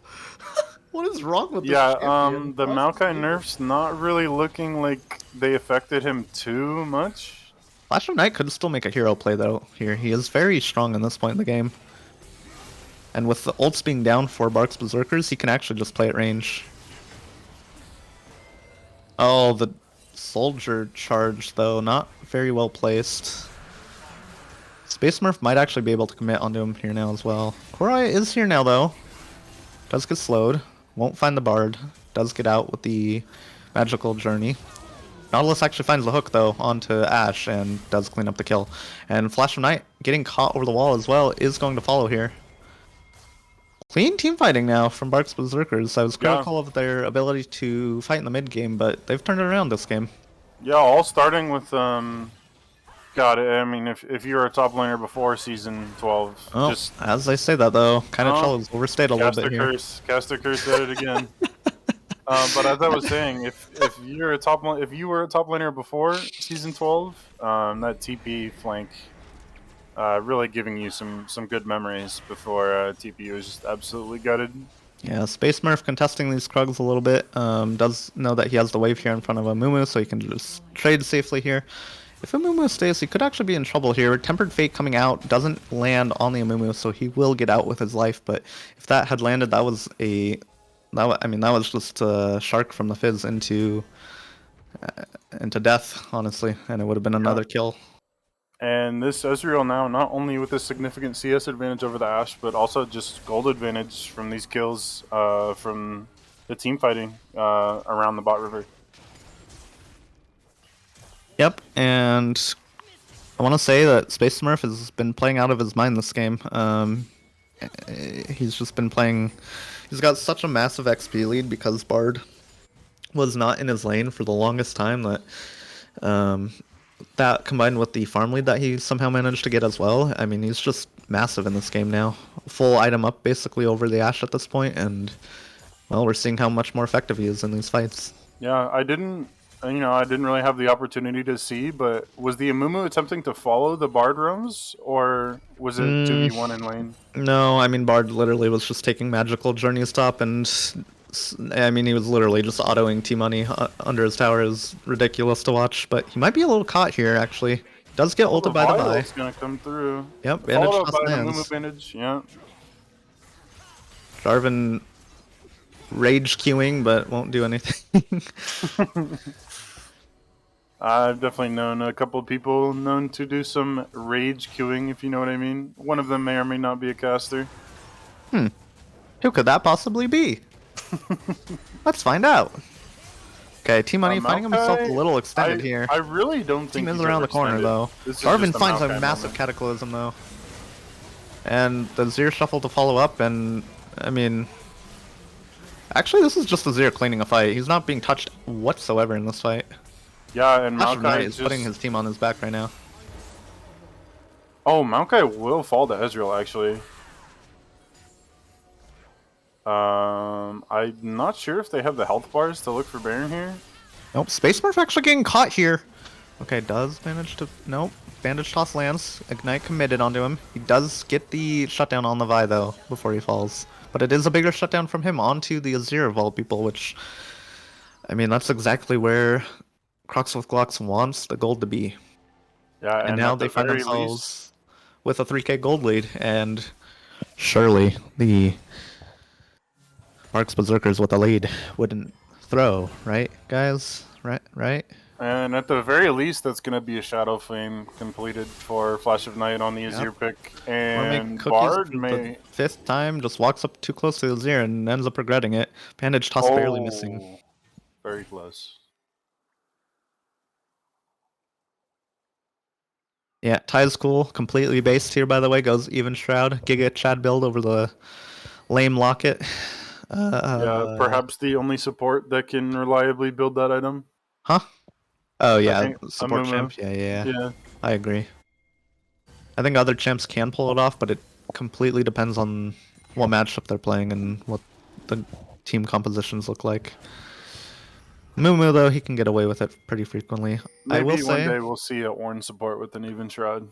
I will say that this time around, I think I'm a little disappointed by the vision coverage that Bard has actually provided for his team. Yes, he's gotten a couple of wards in River, a little bit past River now, but for how much time he's spent walking around the map, I feel like I would have expected to see a lot more out of him, being able to set his jungler up for picks in this game. Not that he's doing bad by any means. Let's be clear. He's doing perfectly fine. I just think he could be doing more.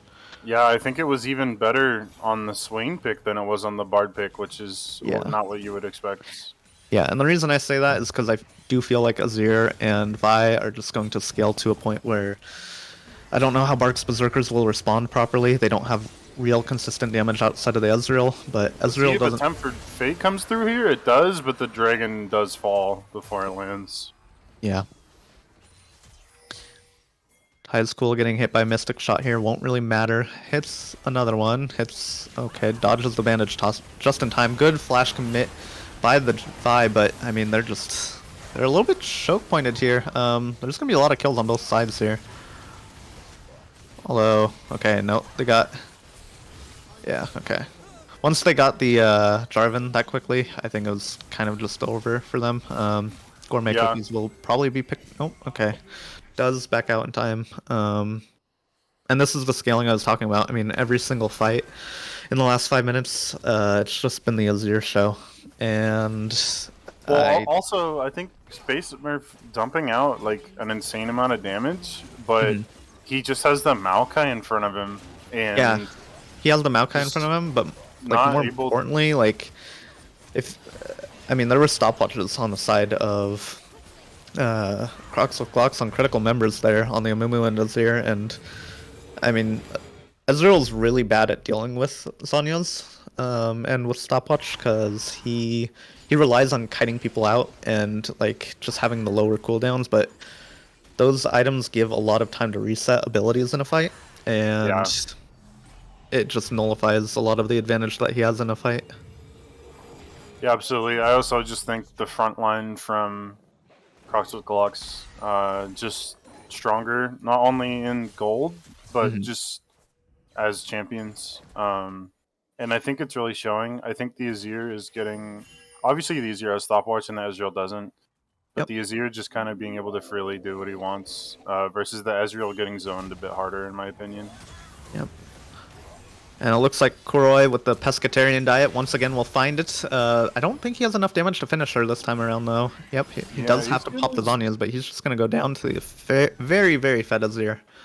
Yeah, a bit of a forced play there, especially with Baron on the Yeah. side of Crocs with Glocks. I kind of understand it, though. He's trying to just go for a shutdown and catch up to this Azir, because he's already in a bad spot by the fact that he gets outscaled Yeah. by Azir. But yeah, I mean, forcing plays like that can make a bad situation worse, and I think that's what we're gonna see here. Yeah. Maokai out healing Ezreal Q damage with his passive autos on minions, so.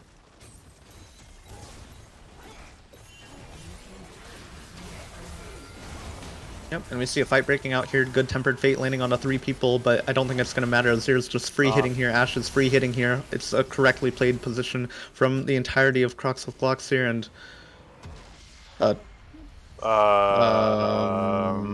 forfeit, which I forfeit. don't believe is allowed, but it happened. That is a forfeit from Barq's Berserkers, but yeah, that may or may not be an infraction of the La Liga rulebook. Okay. Yeah, I don't think they're allowed to do that, but we will. Huh. That's not what I expected. I was excited to cast a team fight. That's a little disappointing.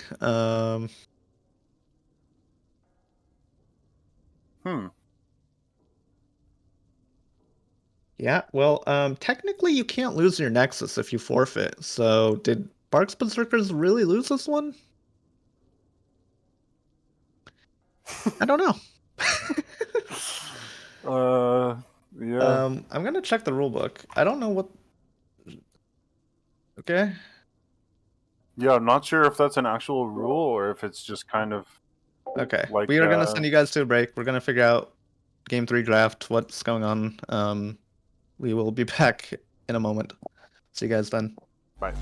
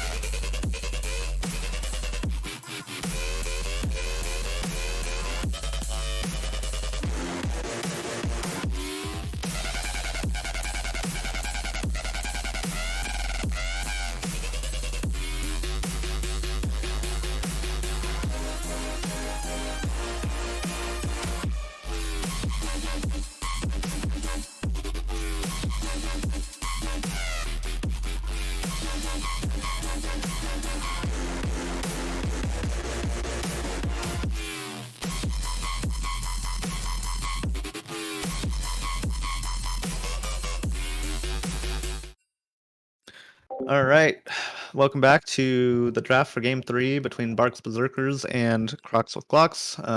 Last game ended in a little bit of an unexpected way. We will not be taking action against either team for what just happened.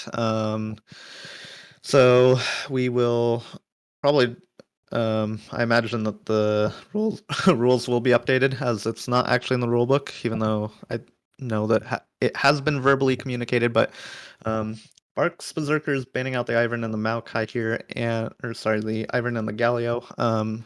Their first ban was Leona. They missed the ban timer because they weren't quite ready. But it is Leona, Ivern, Galio, and then Blitzcrank, Darius, and Mordekaiser, same bands from Crocs with Clocks. They actually elect to leave the Kale back up again here in Game 3. Don't know how I feel about that. How do you feel about that, Mr. Push and LP? I'm not sure, to be honest. We'll see. I haven't collected my thoughts on it yet. Azura and Seraphine picked up here immediately by the Crocs with Glocks, two very strong scaling champs. I mean, Flash of Night showed last game that he can play Azir. Seraphine is always fine for bot laners to play. And I think it's just solid blind picking again from them.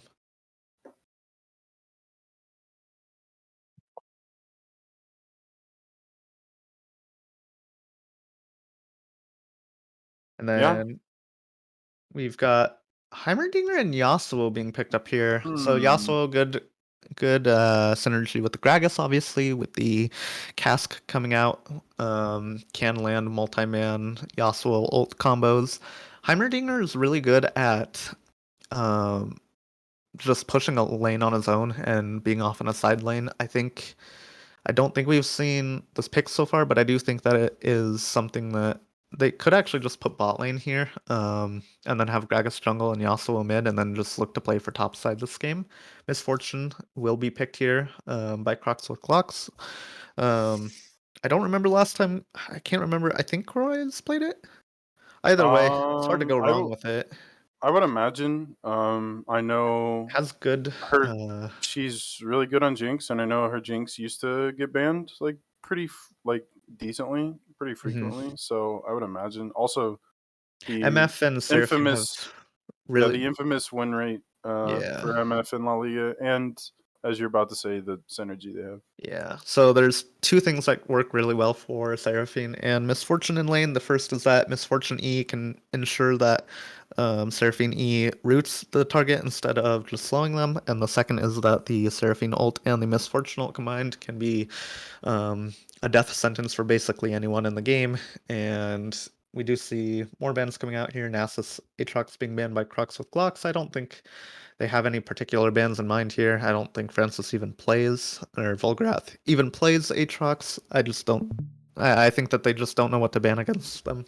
Jeez, my voice is going out again. Lovely. I know that Tim thinks it's really, really strong, and he hates playing against it.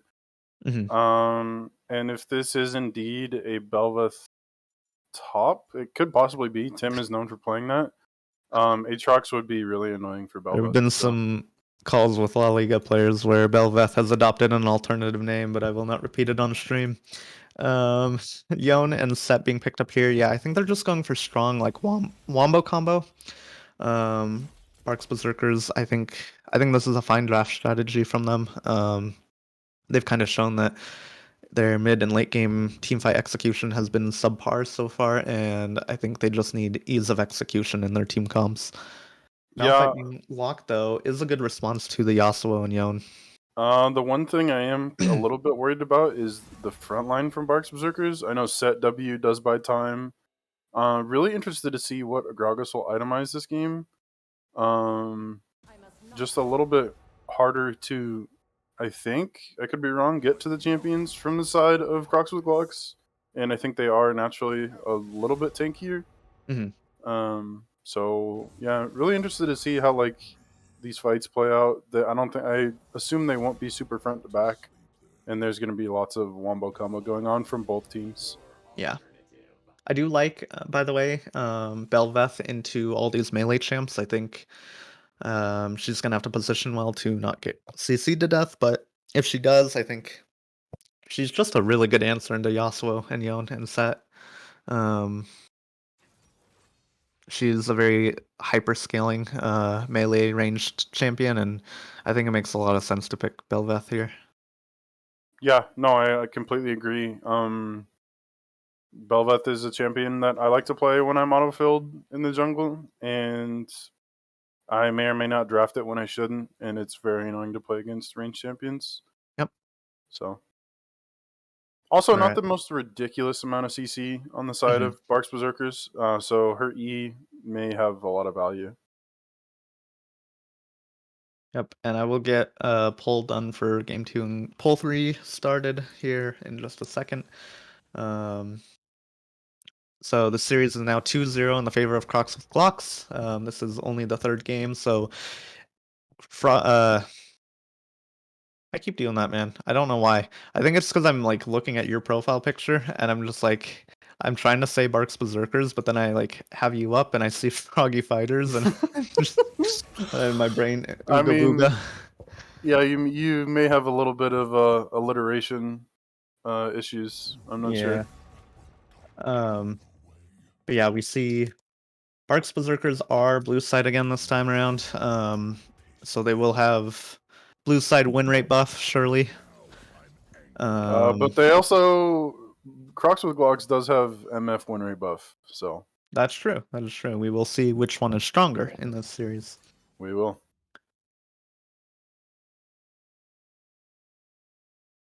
Okay, so I'm going to say with that note that we are going to head into a break. We will be back when the game starts. See you guys then.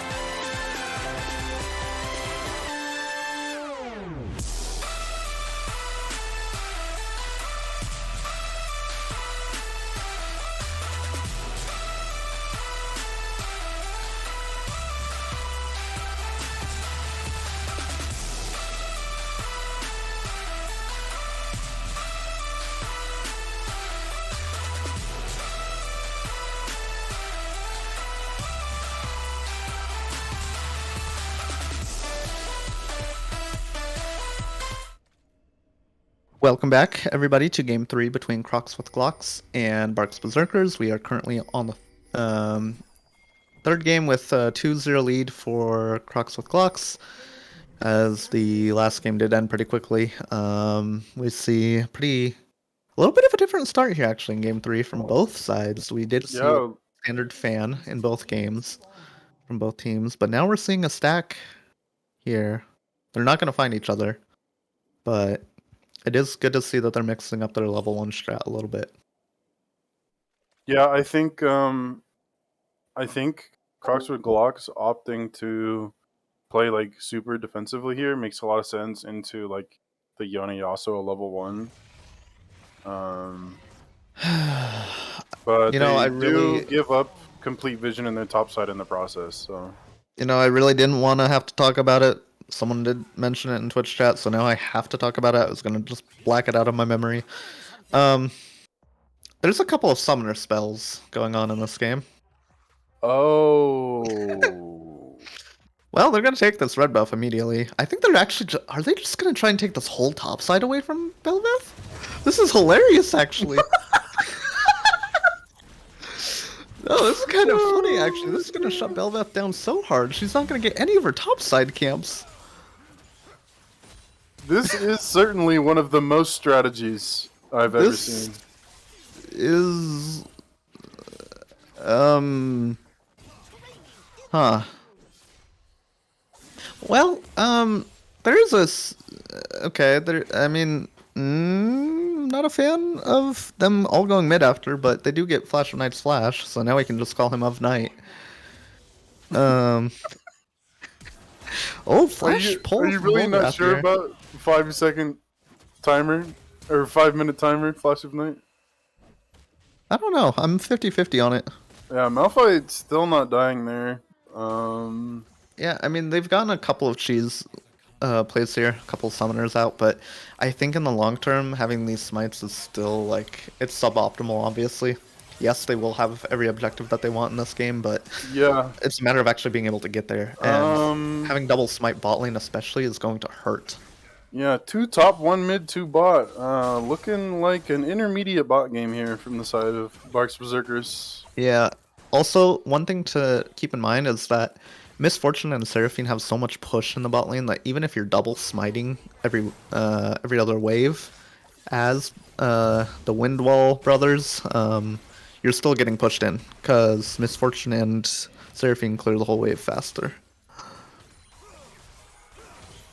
Yeah, and both of these champions are going to want some form of gold, so not sure how this is going to play out.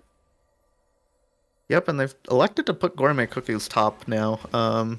He does trade pretty positively into Malphite early on, but I mean, again, Set as a champion is just really in a bad spot right now. I think he has some good matchups, but generally speaking, I mean, you can see it already despite the fact that they started by taking multiple camps away from Belveth. She's actually ahead of the Set and farm already. That's crazy. But I also think there's some blame to be shared here by Barq's Berserkers. I mean, they didn't really go back and grab their own camps very quickly after the invade, so it did give Belveth that time to go in. Because Austin's going to come through onto the Yasuo here. Heal He's will really be brought low, out though. for the Seraphine. And he just dies, gives first blood over to Misfortune, and just... Is this a violation of the spirit of the rules? I can't tell. I don't know. Could Barq's Berserkers defend themselves in a court of law that this is indeed a serious strategy? No. I mean, okay, Gourmet Cookies does find a good pick onto T-Money there. But that matchup is so Gragas favored, I think, early on that it would be more surprising if he wasn't able to find himself anything. Boise is coming up, though, will find this kill onto the Gragas, who actually just flashes under tower, executes too, so well played to him. But yeah, as you said, Gragas favored early, and with the lead that Gragas should be able to generate, it should kind of be Gragas favored in the 1v1 at all stages. In my opinion. Yeah, but With the kind of builds and the amount of CDR. that Grogs can build. Yeah, we already do see though, because these 5 smites were taken, and the amount of like just farm in the lanes that they've had to give up, that Crocs with Glocks is actually up over 1,000 gold at 5 minutes, despite everything else being completely even on the map. Space Smurf being caught a little far up here. Will take a bad trade, but that will be it.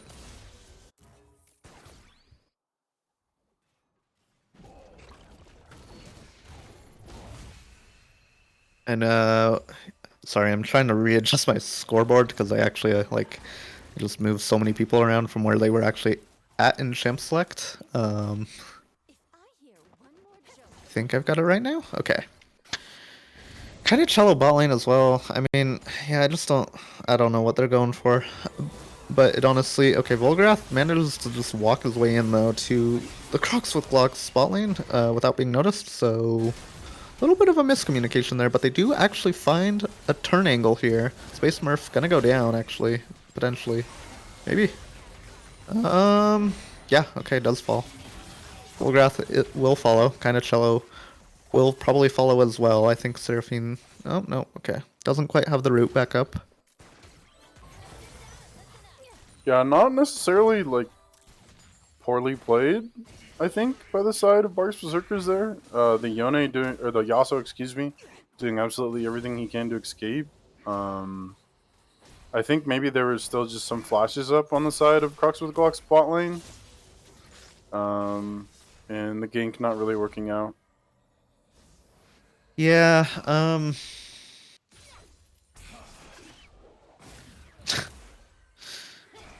I don't blame you if you find no words to say. I don't know how the team with 5 smites isn't finding themselves a dragon here, by the way. This just feels, I mean, I'm gonna say it, I think, well, okay. Oh my god! Another caster curse from Alturas coming out of the oven. I think Sorry going for that one, forward, lads. you're gonna have to teach me how to color. I think this caster curse is just too much, man. Oh boy. I mean, this is now ballooned into a almost 2,500 gold lead for Crocs with Glocks. Despite that, I mean, I'm gonna say it. I think Barq's Berserkers here are. It's hard to not call it anything but trolling here. It's really disappointing to see from them. I don't like flaming teams on broadcast. I really don't, but this is just poor sportsmanship, I think, from them. And I think I have higher expectations of NA Valiant and Volgrath as players, and I think that they're allowing this to happen in the full capacity that it is really disappointing to see from the both of them. Yeah. I got nothing but to agree with what you're saying. To agree with what you're saying right now.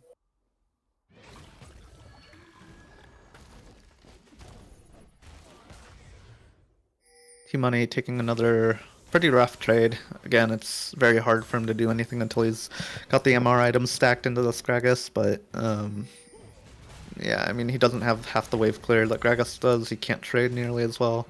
Boys, he has found his way up here though. Actually dashes past the barrel a little bit. Does find himself in a good spot here, and T-Money commits the flash into the E and finds the kill.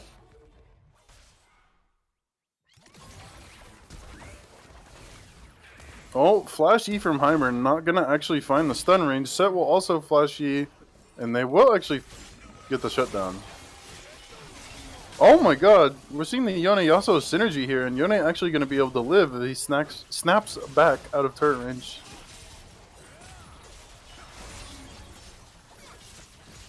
Yep, good dive there from the side of Barq's Berserkers. They will get themselves several turret plates here. Because 4 of them are hitting it, just so you guys know, there's a turret mechanic on the bot lane tower.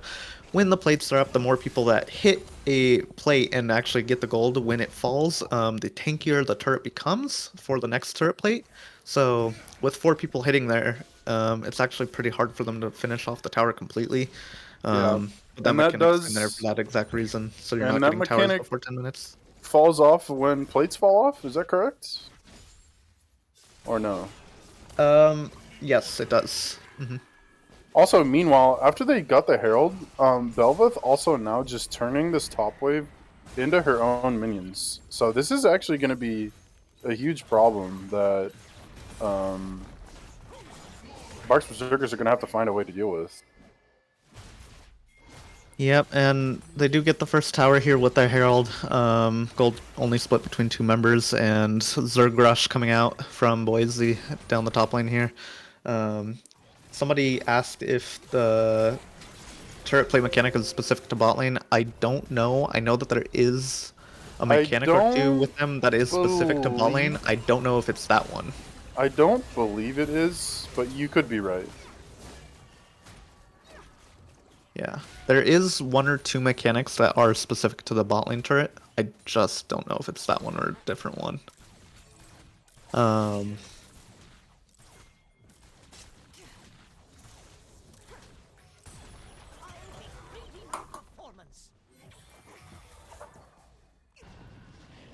We see some good trading coming out here in the mid lane. I mean, not a whole lot has happened. I think by default, Azir and Bel'Veth and Misfortune will outscale this game, so when nothing is happening, Crocs with Glocks are just winning. Azir has a 30-35 CS lead at this point in the game over his lane opponent, who I guess now is the Gragas, but it was the Heimerdinger earlier. Kind of just switching everybody up in different spots this game. It's kind of hard to keep track of who's going where because it's changing every other minute, but we do see Seraphine ult being committed here. Actually finds 2. Actually hits both of them right on the edge. And Heimerdinger does eventually fall. That was actually just really well placed by Ty's Cool. Good ult by Yon, but he doesn't have the health to survive there. Might have baited his team into a fight. Oh, never mind. Okay. Wow. Good push. Yeah, Set not hitting the true damage there, but it actually was still enough to finish off the Bel'Veth. Yeah, this Yasuo taking trades into this Azir that's 2 levels ahead of him though. Not the best.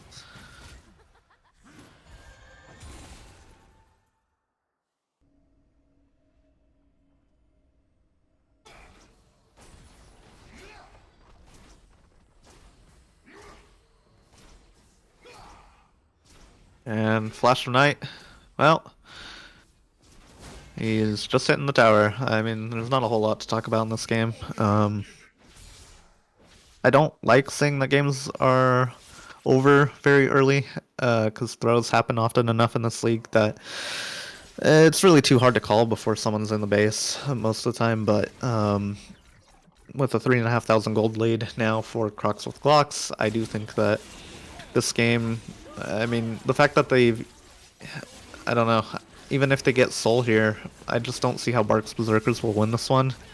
Yeah. Bel'Veth outscaling every other champion in this game, and I don't think there's necessarily a champion from Barq's Berserkers that can deal with it if the game gets to that late of a stage.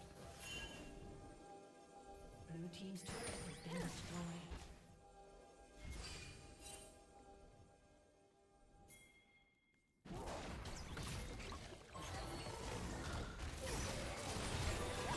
Good A good Gragas engage barrel from there. Gragas. Yeah.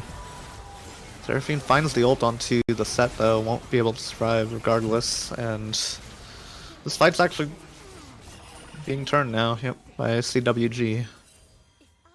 Actually, really close to finding the MF there, but in the meantime, Flash of Night actually does take down Space Smurf 1v1 in the bot lane.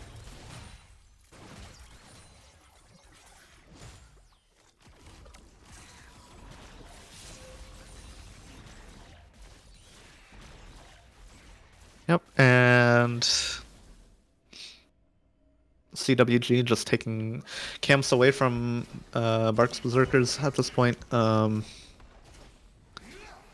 mean, and they get the 4th tower of the game for themselves. This is a 7k gold lead at 15 minutes. I think it's just depressing to watch, honestly. I'm trying to play devil's advocate and find ways that Barq's Berserkers can get back into this game, but I think outside of a wild like combination of Gragas into Yasuo into true damage from Set, I just don't see how they win these fights. Yeah, and also Yasuo down here with I'm imagining wants to get this bot tier 1 and TP gonna come up from Flash of Night soon. I would imagine that Red Side is gonna have some priority for this Herald. And that's completely ignoring the gold lead. And that of course making it even easier.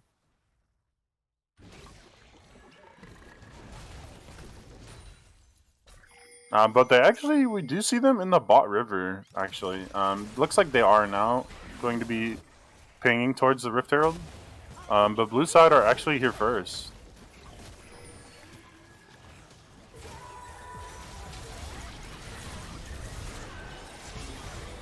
Yep, and we see a good engage here actually coming from CWG, finding multiple people. Good flash to reset the set damage, but position, but it's just not enough. He does find Seraphine, but the rest of his team falls.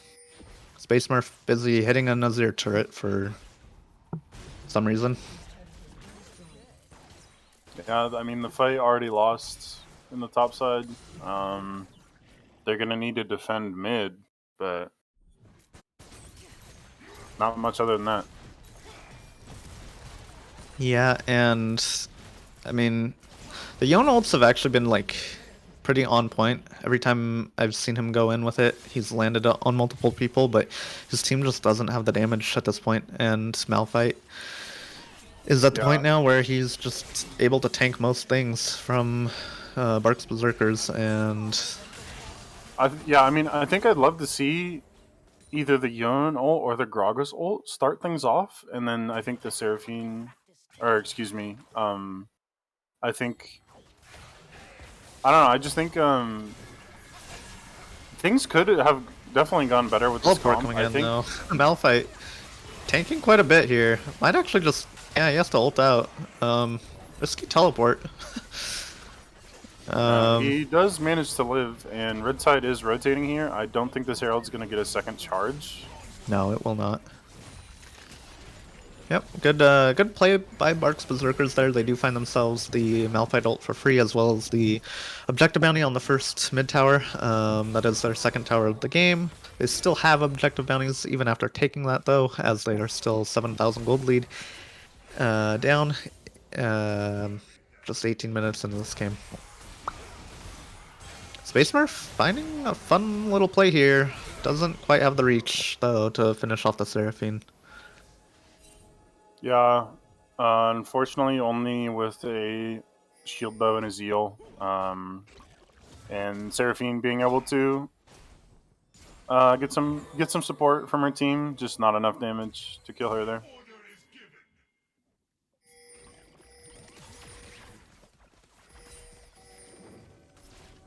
Red side will be taking control of the pit for this third dragon. Blue side, of course, with the 5 smites. But I would still imagine Red side being able to... maybe in the pit. This is actually risky for them. Maybe if they don't get the dragon, they will at least win the fight. Yep. They're choosing actually very intelligently just going on to Barq's Berserkers before actually just letting the dragon get low. Finding 2 kills here immediately in this fight. Gourmet Cookie is being forced to run away. Flash over the wall from NA Valiant. He actually looks to try and steal the dragon. Doesn't quite get it though.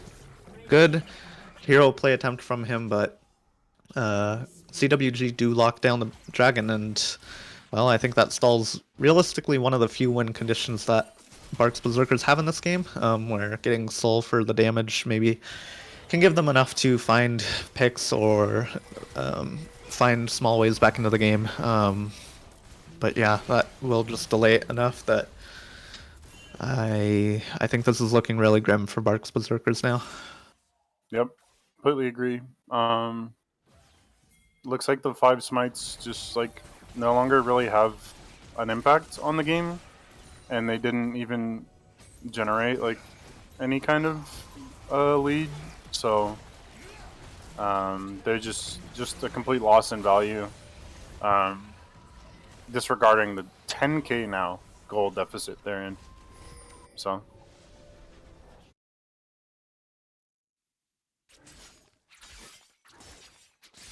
Yep. 10k gold lead. I mean, 20 minutes, 10k gold lead. I don't know. I'm trying Those to are some think. crazy Maybe they numbers. could burn the Baron here. Actually, maybe Barq's Berserkers could actually burn the Baron here pretty quickly. I don't know. It's still going to be a 50-50 regardless. They have started it up. One smite used from them. 4 remaining. Good. Malphite ult finds 4 there.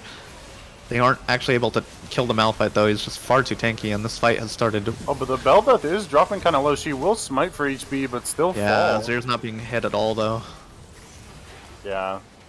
Flash of Night, really good positioning in that fight to avoid most of the damage that could have came his way, and Barq's Berserkers are going to fall.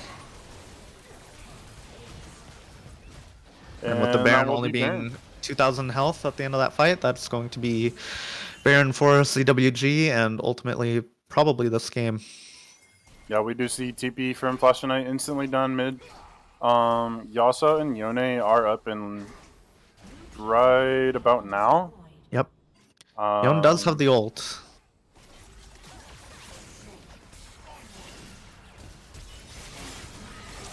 Finds the ult, doesn't have enough damage though. Yeah, it looks like they looking still as well. might not be able to end. Good but flash a from TP is Flash coming Knight. through from Team Money. Flash of value there. Holy, gets himself out, manages to get the kill onto the Yasuo with the misfortune. And, I mean, MF bullet time is just... it gets a lot of damage, actually doesn't finish the set there in the end, but Flash of Night going back in. This might actually be risky for him here. Gets 1,000 gold. Sent over to Gragas. A little bit of an overplay from him, but I don't think it changes much about this game. I think that's a moment where one would be inclined to say Bomba. Bomba!